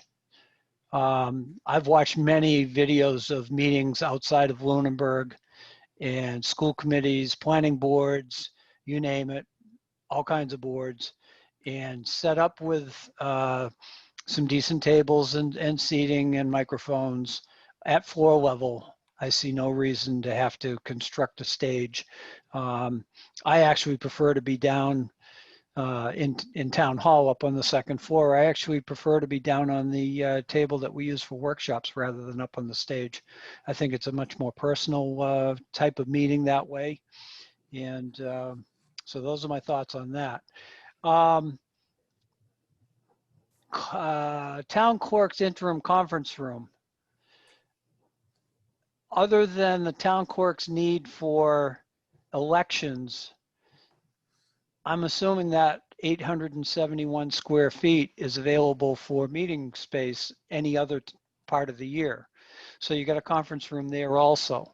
I really think the 1,000 square feet for number 6 would be better served for archive storage or move something else into that space to accommodate archive storage somewhere else. I think, and again, this speaks back to what we end up with entities in the building. If, and I'm just throwing this out there, if the school administrative offices move to another location, then there goes about 2,000 square feet, or at least 1,000 square feet of archived storage that would go with them. So we wouldn't need it in this building. If they stay, then we need that extra 1,000 square feet between the town and the school offices.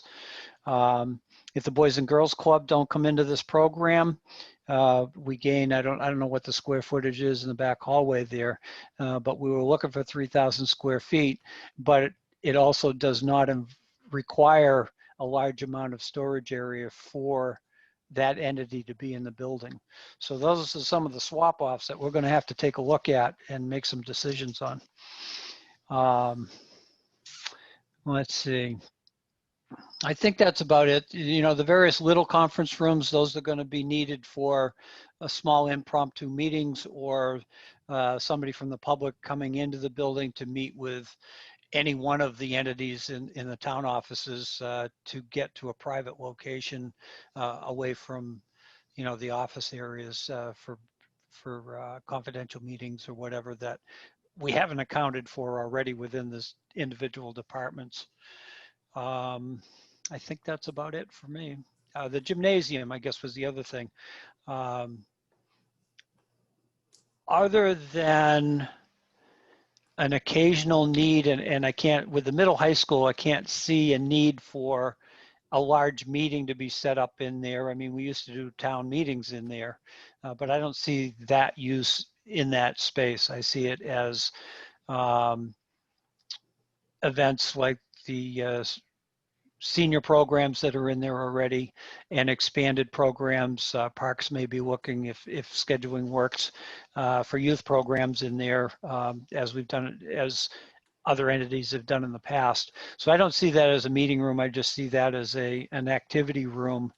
And I don't know how you put a number on that, but limited seating, I think it would be you know, people would be on their feet and active for the most part within that space. That's it for now. Okay, I'm gonna call on Heather now. Go ahead, Heather. Thank you. There was a question about how many meetings a night, I believe, like typically. So having had to schedule these Zoom meetings, we typically have 2, but it at times is 3 meetings going on at once. So just for instance, Town Hall and Ritter, we have the 3 meeting spaces, the Bellata meeting room at Town Hall, the downstairs meeting room at the Ritter, and the upstairs conference room off the planning board's department that are pre-COVID were generally all being used on certain nights. So we didn't want to go backwards as far as that, make sure we have sufficient meeting space for those departments. or committees and boards at night, and during the day, we have department head meetings that we wouldn't need, obviously the very large meeting room, but would need a intermediate size room. The superintendent, I'm sure, with her team would need a similar size room for those types of meetings. If we had all staff meetings, we could use during the day the larger conference room. Okay, good. Brian. Thank you. One thing I would just agree with Dave Passios on the gym, but I would also add that John Londa would be a great contact to talk about, how many people are in there at a typical time for those gym activities. He could probably give you a better idea. In regards to the conference rooms, I keep hearing that there's 3, maybe potentially 4 spaces that are truly needed, but it looks like more like we have 6 or 7. So there's concern that there might be too many conference rooms. I didn't know potentially too, the town clerk interim conference room, that kind of makes it a 7th room. I didn't know if they could also be using conference room number 2, because it's again closely located to the gym for elections. So that could be a potential opening up of space. But I think if we're looking for more space for our other needs, then maybe 2 less conference rooms might make sense. But keeping that idea of, small, medium, and large conference rooms for different meetings. And again, we're not going to have a lot of overlap where the town offices are going to be using it during the day, but then there'll be no overlap for those evening meetings. So you won't have issues of multiple overlapping meetings from the day versus the night. Okay. Dave Blatt, anything? Yes, I did. Yes, Mr. Chair. So let me start. I'll start with the kitchen area, conference rooms 3 and 4. I do agree with Mr. Jeffries that a stage would be nice. I would like to see the wall that they have shown there move next to the doorway, and maybe have a movable wall with a ramp in front to create conference room 3 could be a raised room, doubling as a stage, as well as a conference room if necessary. That was the first one. Second one is conference room number 5. It seems in an awkward place. I'd rather see that move to where the storage room is by the gym at 292 square feet. Actually get rid of that little, whatever that blip is in the left front corner of storage room there. But put the storage back there and use the storage room as a conference room. So this way, I mean, there's really, if you look at the departments that are in that area, most of those folks don't need a conference room in that area, or wouldn't have access actually, if you look at what they would be doing. Then the conference room 6 is roughly the size of the library community room. And the way that's used is it's used with movable tables. So you can set it up as a conference, as a presentation style room, as a large boardroom, meeting room. You can set it up many ways. So I like the idea of conference room 6. And the idea would be having movable tables that you can have, maybe 3 people at a table facing forward for a seminar. It could have a big, large table. You can put it together and make a big, large table for a large group, a gathering group. We talked about the Grange. We talked about other folks, the Lions, other folks maybe wanting to use that. So that one was a good one. Conference room 2, I don't see why we need 3 doors. And if you did that, you probably would have more room make that a very nice conference room on there. That was the other thought on that one. The town clerk interim conference room, the question was if going all the way back to the other wing, going back to the other offices, the state rep, the Veterans Affairs, and the selectmen, those offices, how often is that used? Are those people who are in town hall now, or are they, or the Ritter building right now with separate conference rooms? Or are they part of just a temporary, or possibly just at certain times they're using the facilities. I don't recall what we said about those 3 rooms, but we seem to be using a lot of space, that's available space for those 3 hardly, very infrequently used rooms right now. So that I was wondering if, those rooms could be used as in the town clerk interim conference room area, that we were able to eliminate the middle door and make offices there when we needed it, or make or maybe using conference room 1 for some of this thing and using the storage or even the storage room for them, for these people. That was one of the things I was thinking about as we went through here, because you're wasting about 700 square feet, well, maybe 600 square feet with those 3 free offices that could be used for storage for both the school and for the town, possibilities. The other one is the Board of Appeals. I'm part of the zoning board, and I didn't know we had a meeting room, an office at all. So the zoning board doesn't really have anybody that has an office. I don't know what the Board of Appeal is versus the zoning board of appeal. So I'm kind of questioning whether that room is necessary. So maybe that room could be used for the state rep or something else as well. Once again, this has got to my early point where saying that maybe it's a time for the 5 of us to sit down and look at what we do. Other than that, like I say, I like the idea of the number of conference rooms we have. I think that accommodates a lot of different groups. It accommodates what we need for different departments and for the meetings that we're going to have. So, I mean, we look at it as the possibility of having 3 to 4 conference rooms available for any given evening for both the town and community. Okay, I have a couple of things. Stage. I'd like to suggest a hybrid. I think it's really nice. I think that meeting room should have a place where the board sits, like we have in the Bellata room. I don't want to be adversarial, but I hate stages. I think they project the complete opposite message that we want to project when we're a town board. I like it when I'm talking to. I think members of the public are apt to feel a little less intimidated in a meeting room that is nice and has a place for the board to sit and take notes and a desk setup, but maybe isn't elevated. That's just my 2 cents. I sort of agree on the number of conference rooms that Brian said. It seems to me that 5 is probably a pretty good number. 3 simultaneous meetings, possible, able to accommodate as many as 5 simultaneous meetings, but it's a pretty rare event.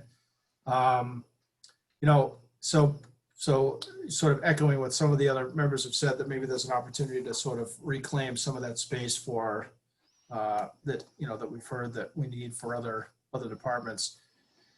And then in terms of the setup of the conference rooms, what we need, in my view, obviously, I think it goes without saying, we need a room that mimics the Bellata room.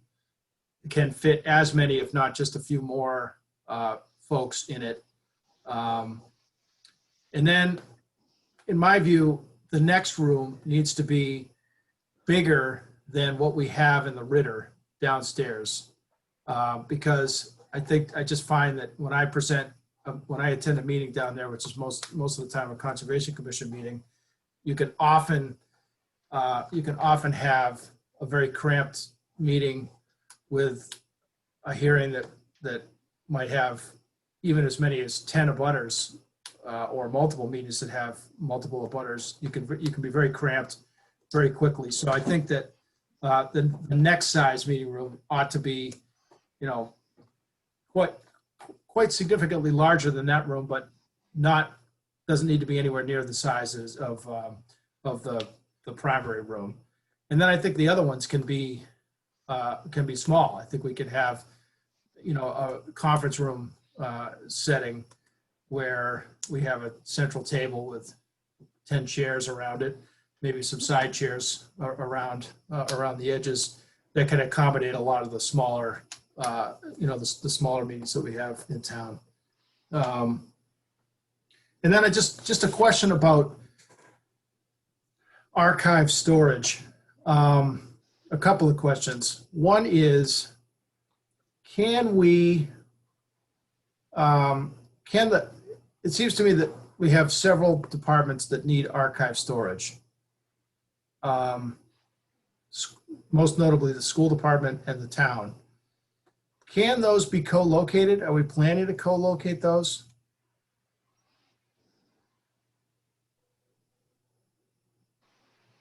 Does anybody know the answer to that?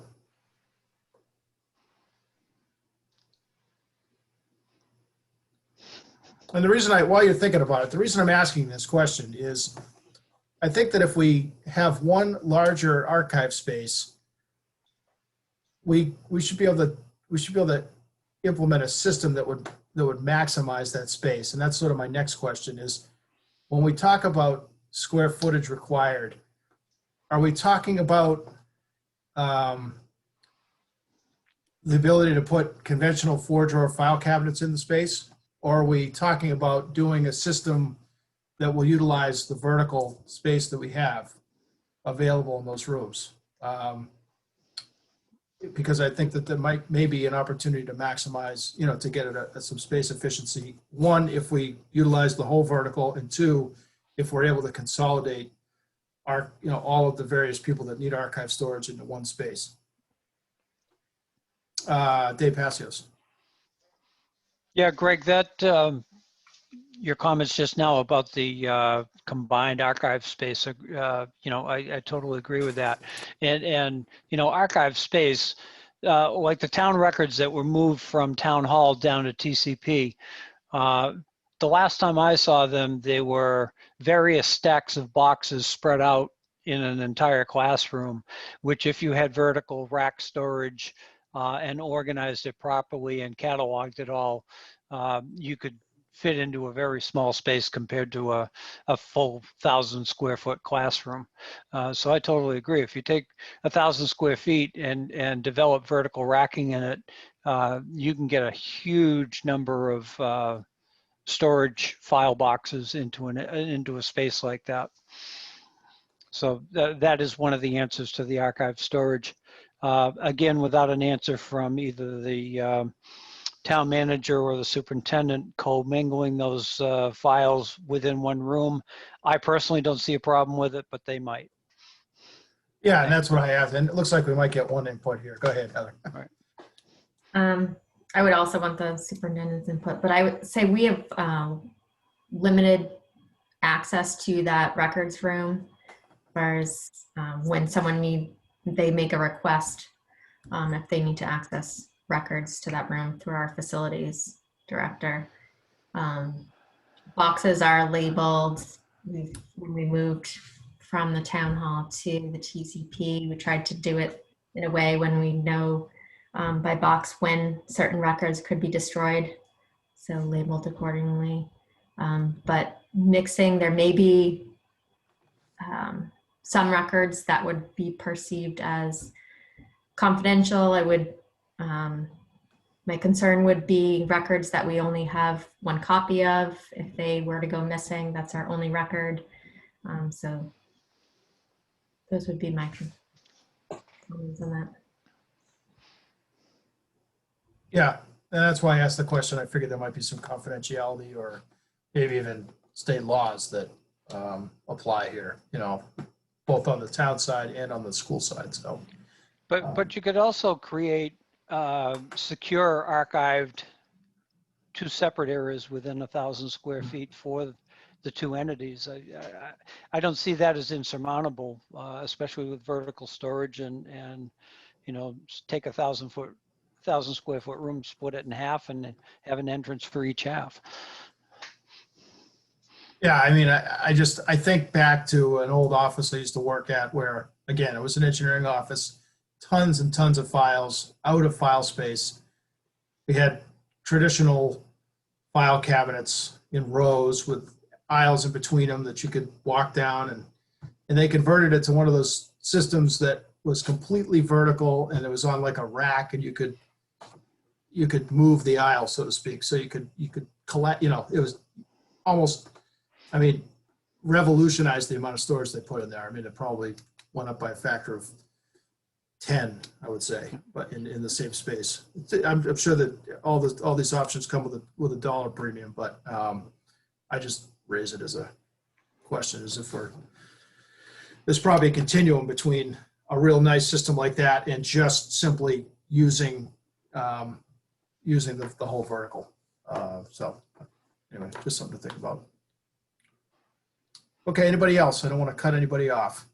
Brian.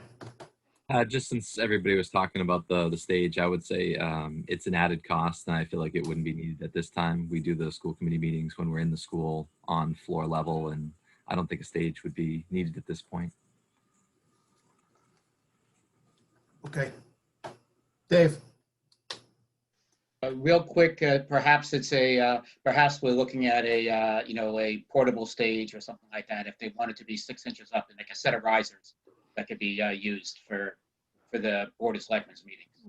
Maybe that's an easier, that's a more accommodating solution, as an example. So it could be used in other rooms as well, if need be.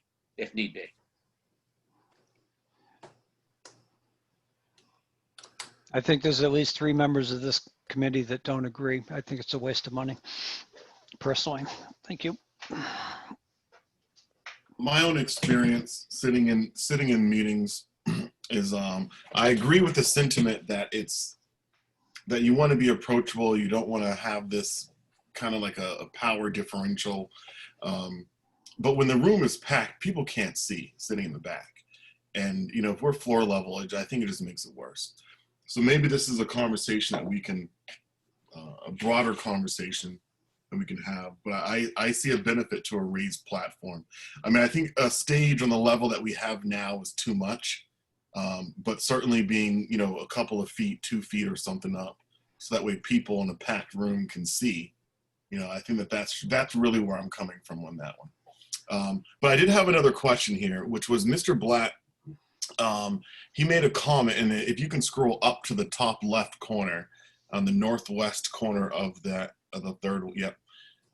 If Mr. Blatt if I can just come back to Mr. Blatt on this one, what was that plan exactly for that room? Go ahead, Dave. It wasn't that room that room was just kind of right now it's a bonus room. I wasn't looking at that room. I was actually looking at the southwest corner, the pink, where the pink is. That's what I was questioning, those rooms, whether we could move them into the interim conference room or with a storage, or even in the storage area. And that was freeing up that large section for for archive, for the storage for the town manager and the schools. The one I had a comment was the conference room number 5. Number 5, I didn't see it making sense to put that there. I was looking at that more as putting that where the storage is, the 292-foot storage. Right across from conference 2? Yeah, right there. So this way, all your conference rooms are pretty much set up, or it's like a single corridor. And as well as if town offices wanted to use it, you're not walking halfway around the world. You're right there, type of thing.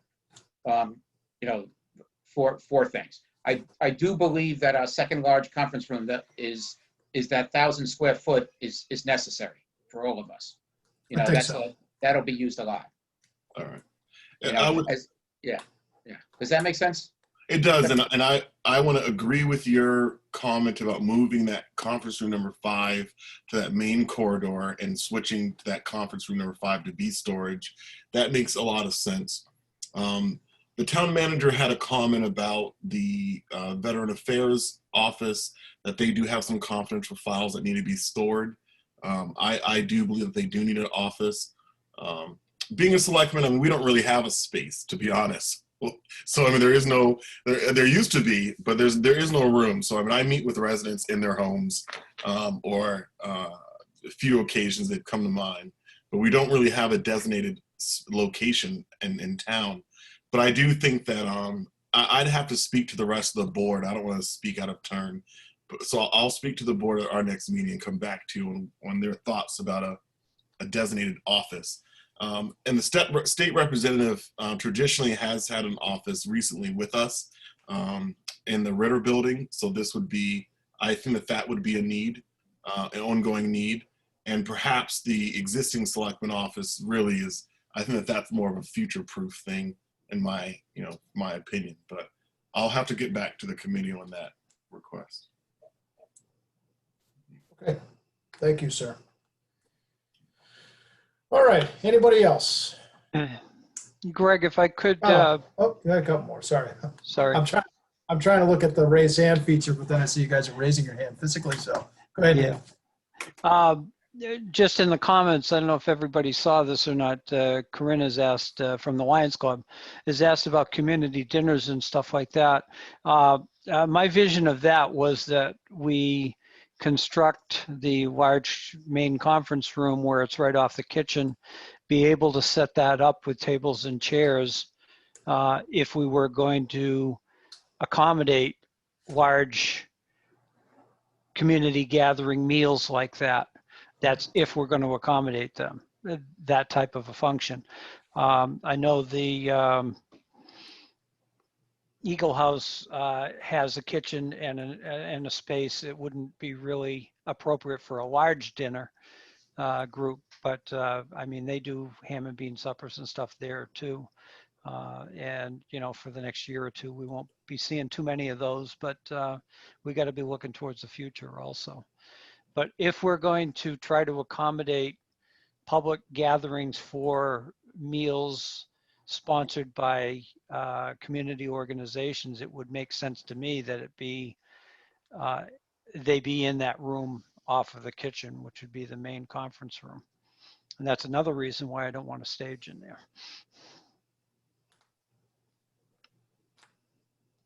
I'm good. Where do you have now the location to store tables and chairs? In one of the many storage rooms that exist in the plan right at the moment. But I thought a lot of those were accounted for by needs for town offices. I guess this question is to Tom.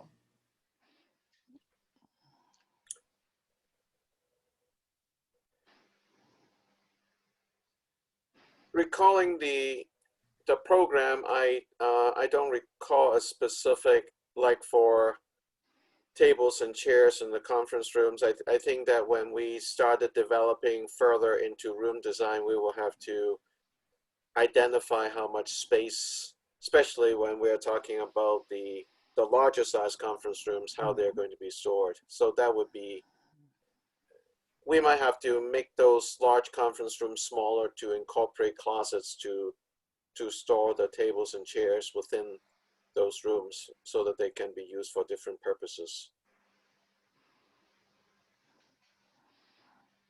For a conference room, what is that for? What's the big one off the kitchen? I can't read the number right at the moment. I think that's 4. Could you use what's marked as stage area right now could very easily be a closet to accommodate storage of folding tables and chairs.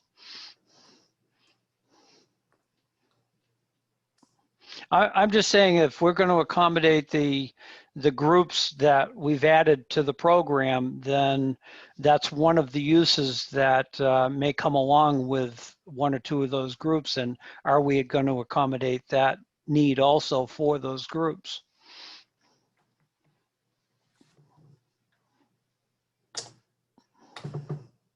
Okay, hold on, Dave. Brian had his hand raised earlier. Yeah, I know. Go ahead, So Brian. I do like the conference idea, bringing the conference rooms together. I thought that made a lot of sense. So I agree with Mr. Blatt and Mr. Jeffries on that. I did question whether the state rep needed the space. I know like Representative Hay, he would have like an hour meeting once a week and it was in the library, but I didn't know if they could be using conference rooms to have a meeting. You know, a lot of times people just don't show up to those meetings too during their office hours. I know when we had Jen Benson here, it made sense. but we don't have somebody in town. So I don't know how much it makes sense, how much their needs currently it makes sense. And maybe it's just a conference room and they reach out to use a conference room during the day for meetings with citizens. The last thing I wanted to just mention is the kitchen. I think it makes sense to have that kitchen usage for the community. I think it's a selling point, and that if we're going to have the kitchen, then we should have the storage for the tables and the chairs for them to actually use the conference room number 4. Mr. Blatt. Okay, so I'll look at it as you have the conference room number 3 and 4. If we eliminated conference room 3 and looked at that as like that little small dinky area being storage for the table, but having it open, so that could be tables or somehow rearranging that so it can accommodate tables, risers for a stage or whatever else we needed in that whole, where that conference room is, and then utilize that whole conference room 4, maybe increasing the size a little bit, but that could be used for community events as well as all the meetings and things of that sort. I would look at it as if now we made with conference room 5 into storage, you now have a place to put, you can section that off and have a place to put tables and chairs for conference room 6. And the rest of the conference rooms, I don't think I need really storage for anything, because they're going to be set up to be more like boardrooms than anything else. I can't see conference room 2 being used for anything more than like a boardroom, or with maybe some chairs around the perimeter or something like that. Conference room 1 is what, 320 square feet? That's what, maybe 6 people, if you're going to accommodate in there at most. So maybe the idea is we go down to the 5 conference rooms, and that gives us some extra storage. The idea of the selectmen or oh boy, our representative and folks like that, the idea of maybe using a conference room for their meetings, that could be a good idea too, because once again, it's only during the day. It's not when others would be using it. And we do have conference rooms set up. We talked about having the break room down at the end of the hallway in the pink area as a conference room also, if that needed to be. So I think we have more than enough conference rooms here. Mainly the idea was to accommodate conference rooms for larger gatherings and more like boards. So I think some of the boards would be conference room 2, conference room 5, and conference room 2, 4, and 6 would accommodate most of the boards in town. And even if you wanted to keep the town clerk interim conference room as a conference room and eliminate number 1 and make it storage, that would be, maybe that's another option, that we now have some large conference rooms that accommodate up to 10 people, 12 people in there or more. And and all the boards in town can meet at the same time if they want. So hopefully that made sense.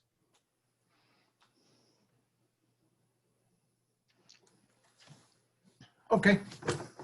Tom. Follow-up question. So will it make more sense to keep it as a conference room so that, and eliminate the selectmen,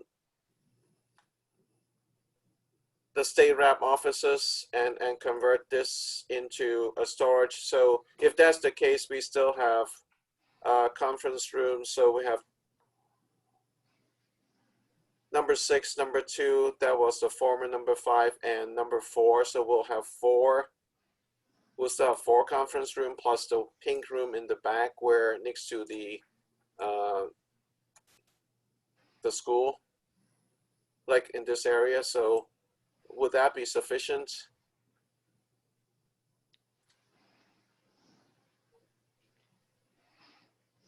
I don't know. In my view, we need the big room, number 4. We need number 6, which is the medium room. And then, I don't know. To me, 5 is perfect. The way you had this, so number 4, number 6, number 2, just like Dave just said, those are going to be used primarily, probably in that priority. Big room will probably book for select board meetings, planning board meetings, school committee meetings, that kind of thing. The conference room 6 could probably accommodate all of those meetings as well. Conference room 2 can accommodate most. My sense is that's quite a bit bigger than what we have in the Ritter. So, I mean, I think that would accommodate a lot of the conservation meetings, those kind of meetings. And then to have 2 other small ones that could be sort of multi-function space, not only for meetings for public groups, town boards if we need it, public groups could use it, or as was suggested, our select board members could come in and meet with residents there. The state reps could come in and meet there. It seems to be 5 is a good number. And then you also have, you got to remember, we've also built in conference rooms in each of the suites. Like the town manager's office has a conference room. I can't see over there. So I don't know. It just seems to me that 5 is a good number. But the last 2 of them, I think, could be quite small. They don't have to be huge, sort of public hearing type spaces. Although we could accommodate public meetings, but we didn't visualize using the larger 3 for the public meeting spaces, I would think. That's just my 2 cents. I kind of agree with what's been said about can we consolidate? How often did we say the town clerk needs that space? It's just for voting. So it's, and how long, what's the duration that they need that space around voting time? Depends on what the early voting time windows are. Okay, so to accommodate early voting. Okay. So like right now they'd be using that space from now all the way up till November, until past the election. But do they need 800? Do they need 900 square feet? Could conference room 1 accommodate them? Well, And you just have to wait to come in and vote. I mean, how many people are coming in at a given moment to come vote? Depends on what you've got to set up a check-in table, booths, and a checkout table. So Okay, I don't know. I think you're going to need more than 300 square feet. Right. Well, I think they told us what they needed, right? I mean, I can't remember what they said, but Yeah, Tom, do you have that number? They were saying it's about 1,000. We're using the classroom size. But again, we haven't had a second conversation with them, and I would be very curious. And Tom, does that include the office you've given them? You've given them a 400 square foot office as well. Well, they have a suite of 1,000 right now. Right, but that's for both. You're going to come in and you're going to vote, and you're, as well as, that's for everything they do. So you're giving them 400 square feet plus they need, what do they need for an area at given times? I just think we're accommodating, so even if you look at that, if you left the town clerk interim conference room as a conference room, then what did we lose that for? A month? And that's about it? Or 2? that's my point. So 10 months, a strong 10 months out of the year, we get that conference room for public use. Right. And then it's dedicated for 2 months. We're in a squeeze, but I mean, I don't think we'd be squeezed with 4 remaining conference rooms is my point. Right, and I think if we took the conference room that's labeled storage room right now and arranged that a little differently, they could probably do it in there. You have 1 doorway in, 1 doorway out. Work how much, and get rid of that little dinky little square in the bottom left. So now it becomes like a 320 square foot room. Should accommodate voting. I could probably put 4 booths in there and an in and out table. Well, I mean, we got to rely on the clerk for that, but I mean, Understand. All right, I'll stop, Mr. Chair. I understand your point. So perhaps we just need to ask the clerk if she can sharpen her pencils as much as possible. I don't know. I guess to your point, I think maybe the question, Dave, is Was the 1,000 square feet that they presented a want, or was it an actual need? We should just try to dial that down and see exactly what we actually need to Right. accommodate. As well as they would be setting up during the day, they wouldn't have voting at night also. Well, but right now they're set. I mean, they're not going to take it down, are they? I mean, they're going to set it up in there. People are going to come in and, right? Okay, all right. I mean, you're not going to take the voting down, the booths down every day to accommodate a public meeting, I wouldn't think. Understand, okay. So, Mhm. Go ahead, Dave. Yeah, just a quick comment about that town clerk interim conference area.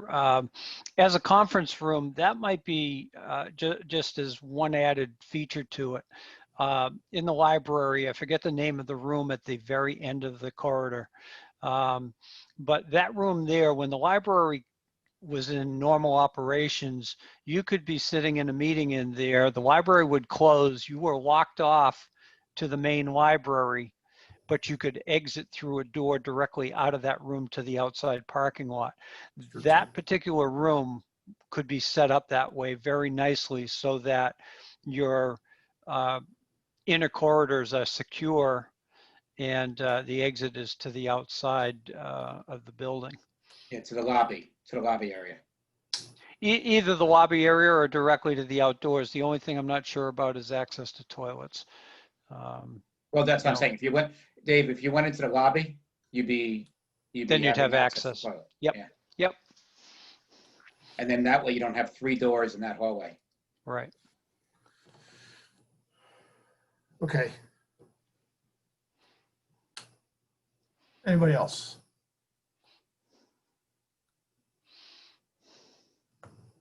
All right. Tom and Ed, I'll give you guys the last word. Actually, Greg, this is not with conference rooms. Yep. One other thing on the plans is the Lions Club food pantry. The door for that food, I know the doors are not all in, but you have a door to the custodial closet. Shouldn't that doorway be to the food that doorway be eliminated? And the door should be into or that should be all open, or the door be into the Lions food pantry. Do you see what I'm saying? Tom? Yeah, we haven't touched the doors right now. We are still trying to treat this as a diagram, but the doors will be eliminated, the inappropriate doors. Gotcha. And the same thing, those small little closets, whatever they are. Right, they'll be eliminated. Yep. Okay, perfect. Thank you. All right, I'll shut up. That's great. Okay, go ahead, Tom. Yep. I'll do my piece, and Ed might have something to say. From the design side, there's a lot of good discussions tonight, so I'm just going to do a recap and send it more as next step versus meeting minutes first, as far as decision points, and there are some areas that might be available because of the discussions tonight, so that would be the first item in the next step, and also my understanding of the usage of the different conference rooms. And again, I'm counting for worst case scenario so that we are doing from the building code analysis standpoint, doing it right. And I will, as a follow-up, talk to the town clerk to identify that interim space, how much they really need. And as a follow-up, with this new plan, a lot of the folks haven't seen it yet, the different departments, so I will continue to work with them and get their input. So the rest is really waiting for the committee to come up with the priority list. And if you need us to attend and listen in, we can do that, but I'm sure, let's see if Ed has something else to say to close the meeting tonight. Yes, I just wanted to mention we're going to have engineering staff on site Thursday and Friday this week, continuing with the traffic study, and I'll be coordinating that with John Londa. And the hazmat samples that we took about a week and a half ago are still at the lab, so I'm waiting for the field reports to come back on the lead-based paint and the PCB testing that was done. So we'll forward you those reports once we get those. Okay, Good. All right. So let's move on then. Community outreach. Again, I have a placeholder for this. Does anybody? I don't have any specific discussion points on this, but I'd open it up if anybody does. Mr. Blatt. Just as a point of order, if you want to put anything in the ledger, it needs to be in by Mondays. Okay. As well as I think I noticed that Matt from the ledger is on the, I think he's the one on this call, and he can work with us if we want to put an article, for articles and things like that. Okay. I don't want to Awesome. speak for him, but that's his job. So. Okay. Thanks, Dave. Anybody else? Tom. So we're suggesting that if you can use this plan to mark it up and say these are potential spaces for storage or expansion for the school committee. And so at least there's a piece of paper to mark up. Might be easier than a blank piece of paper. So Yep. just, Yeah. And I'll take that up. I'll take that up now. If no one has any other community outreach, I'll move over to new business and we'll talk about that, I guess, now.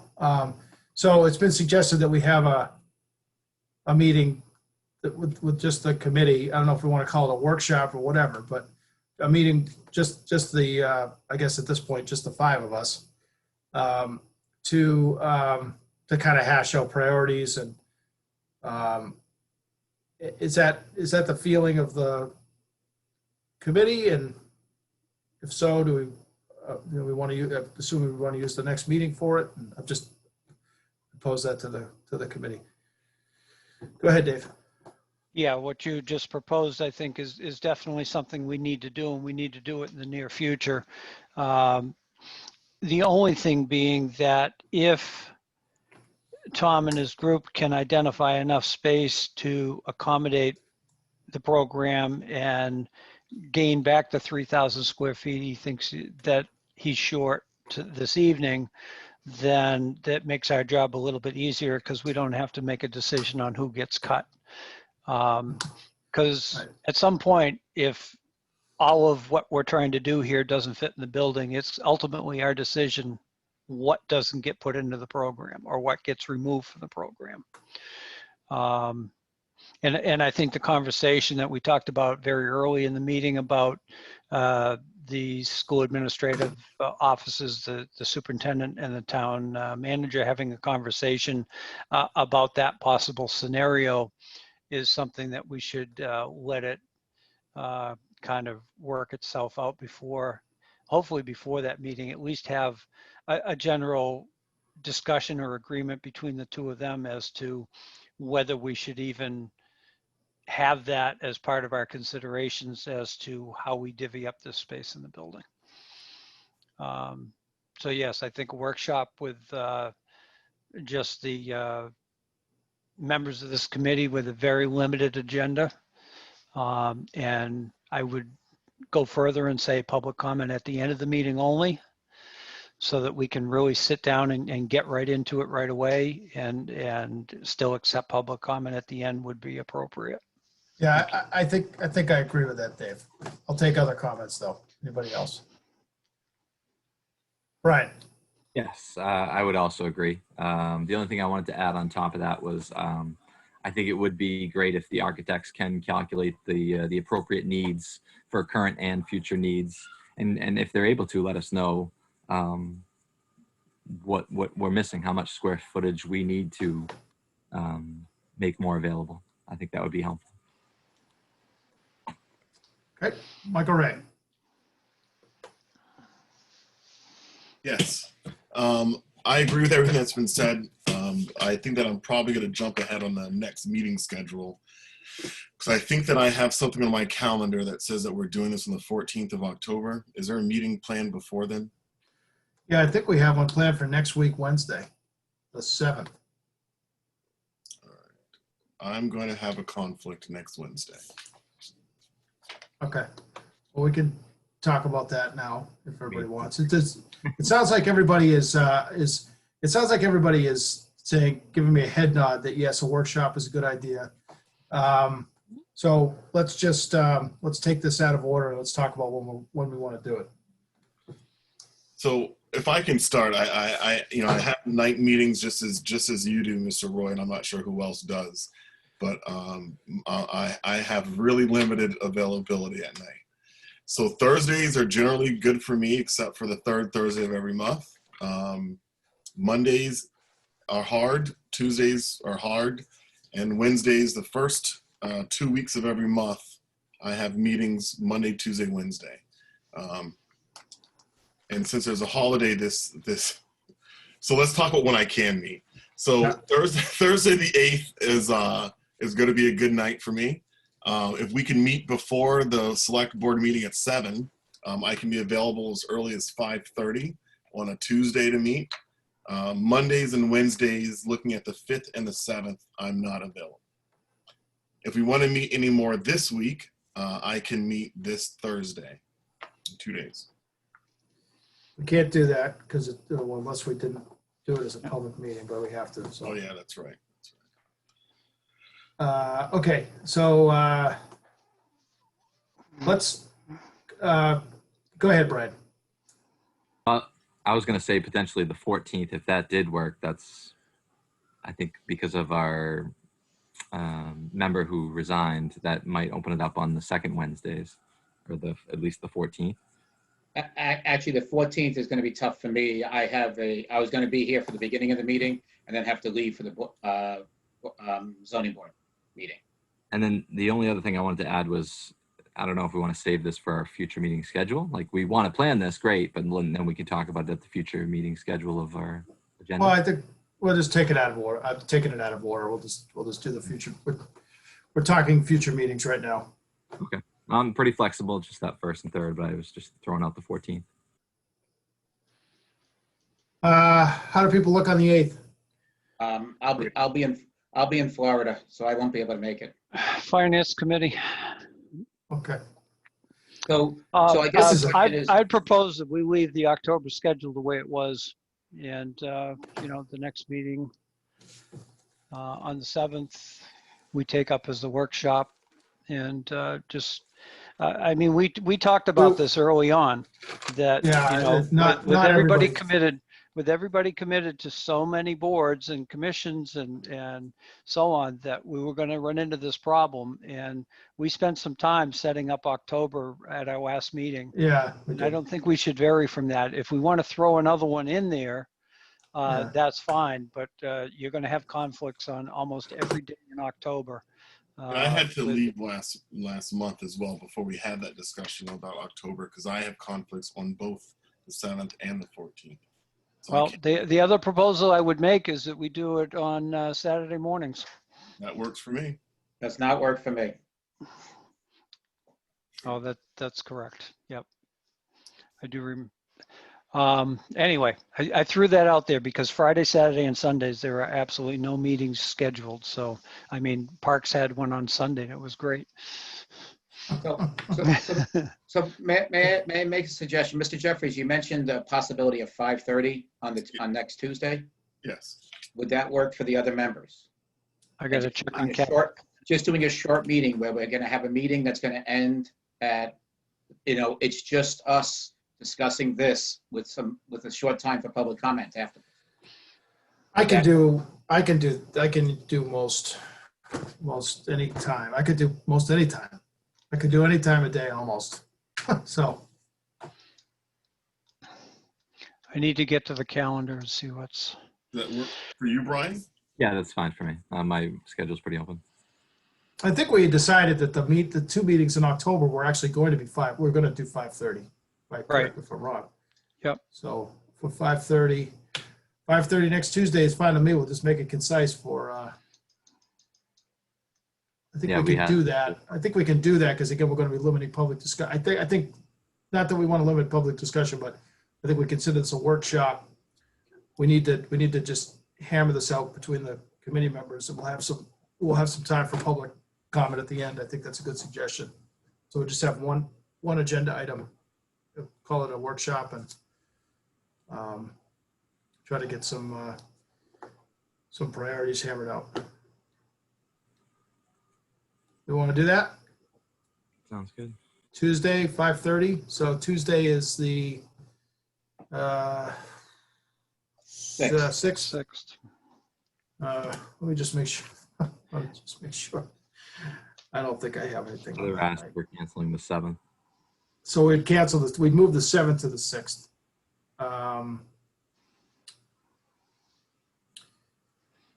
That was good. Yeah, I don't know if I'll have a conflict there or not. I can't put a handle on my capital planning dates. And we were shooting to do those on Tuesdays. But I don't know where we landed finally on that. And what times were those start, Dave?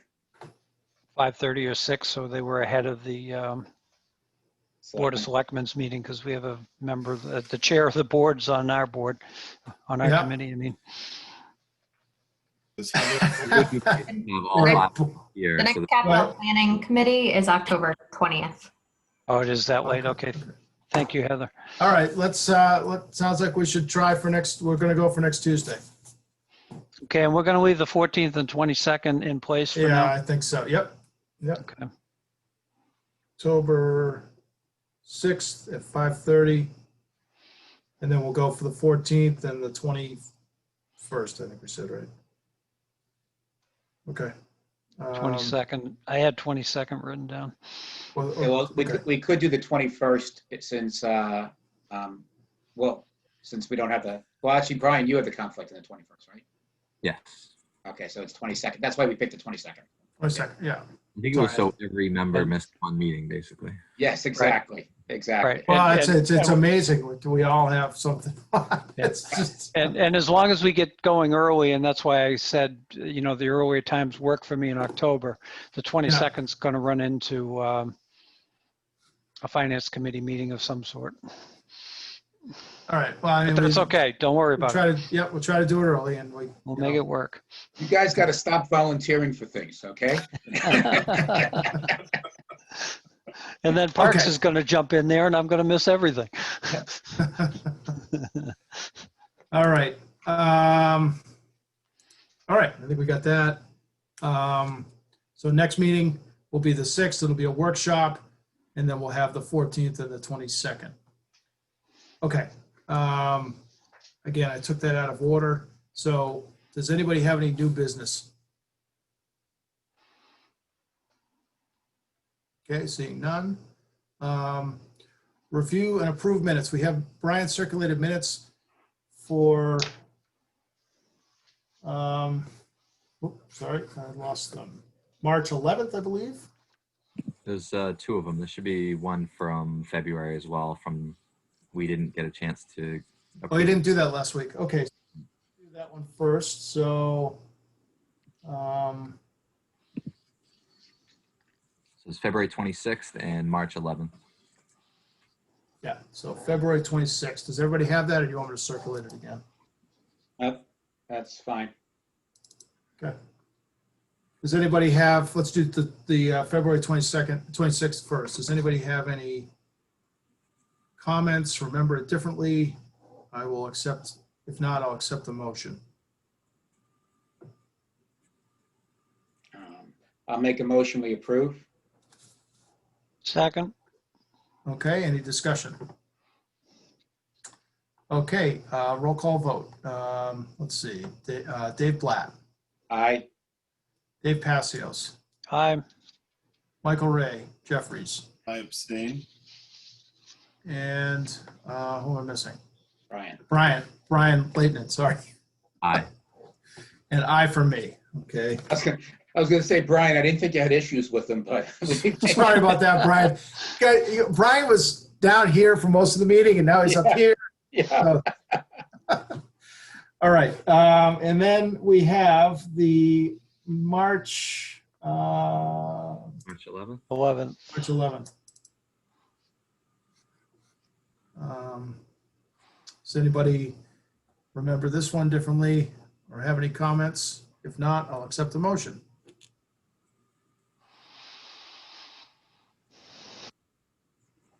I'll make a motion to approve again.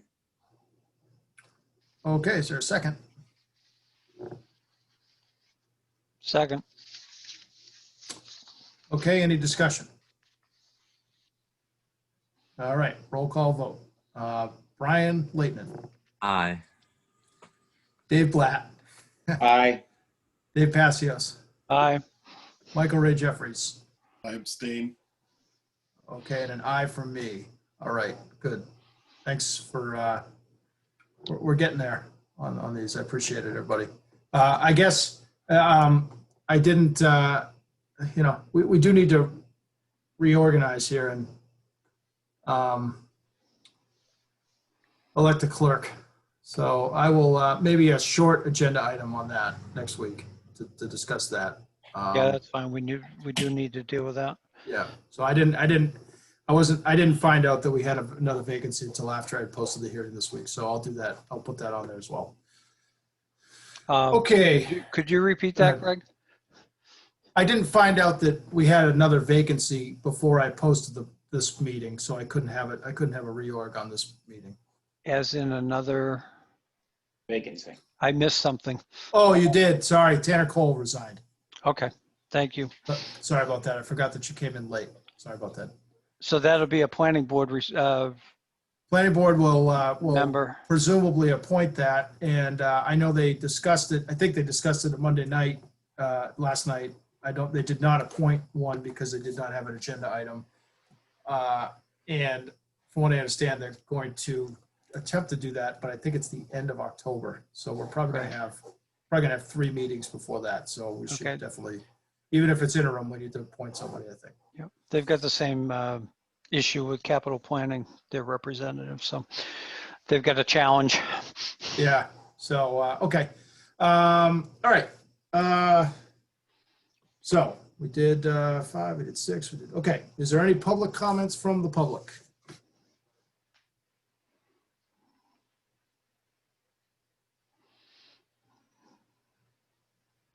Okay.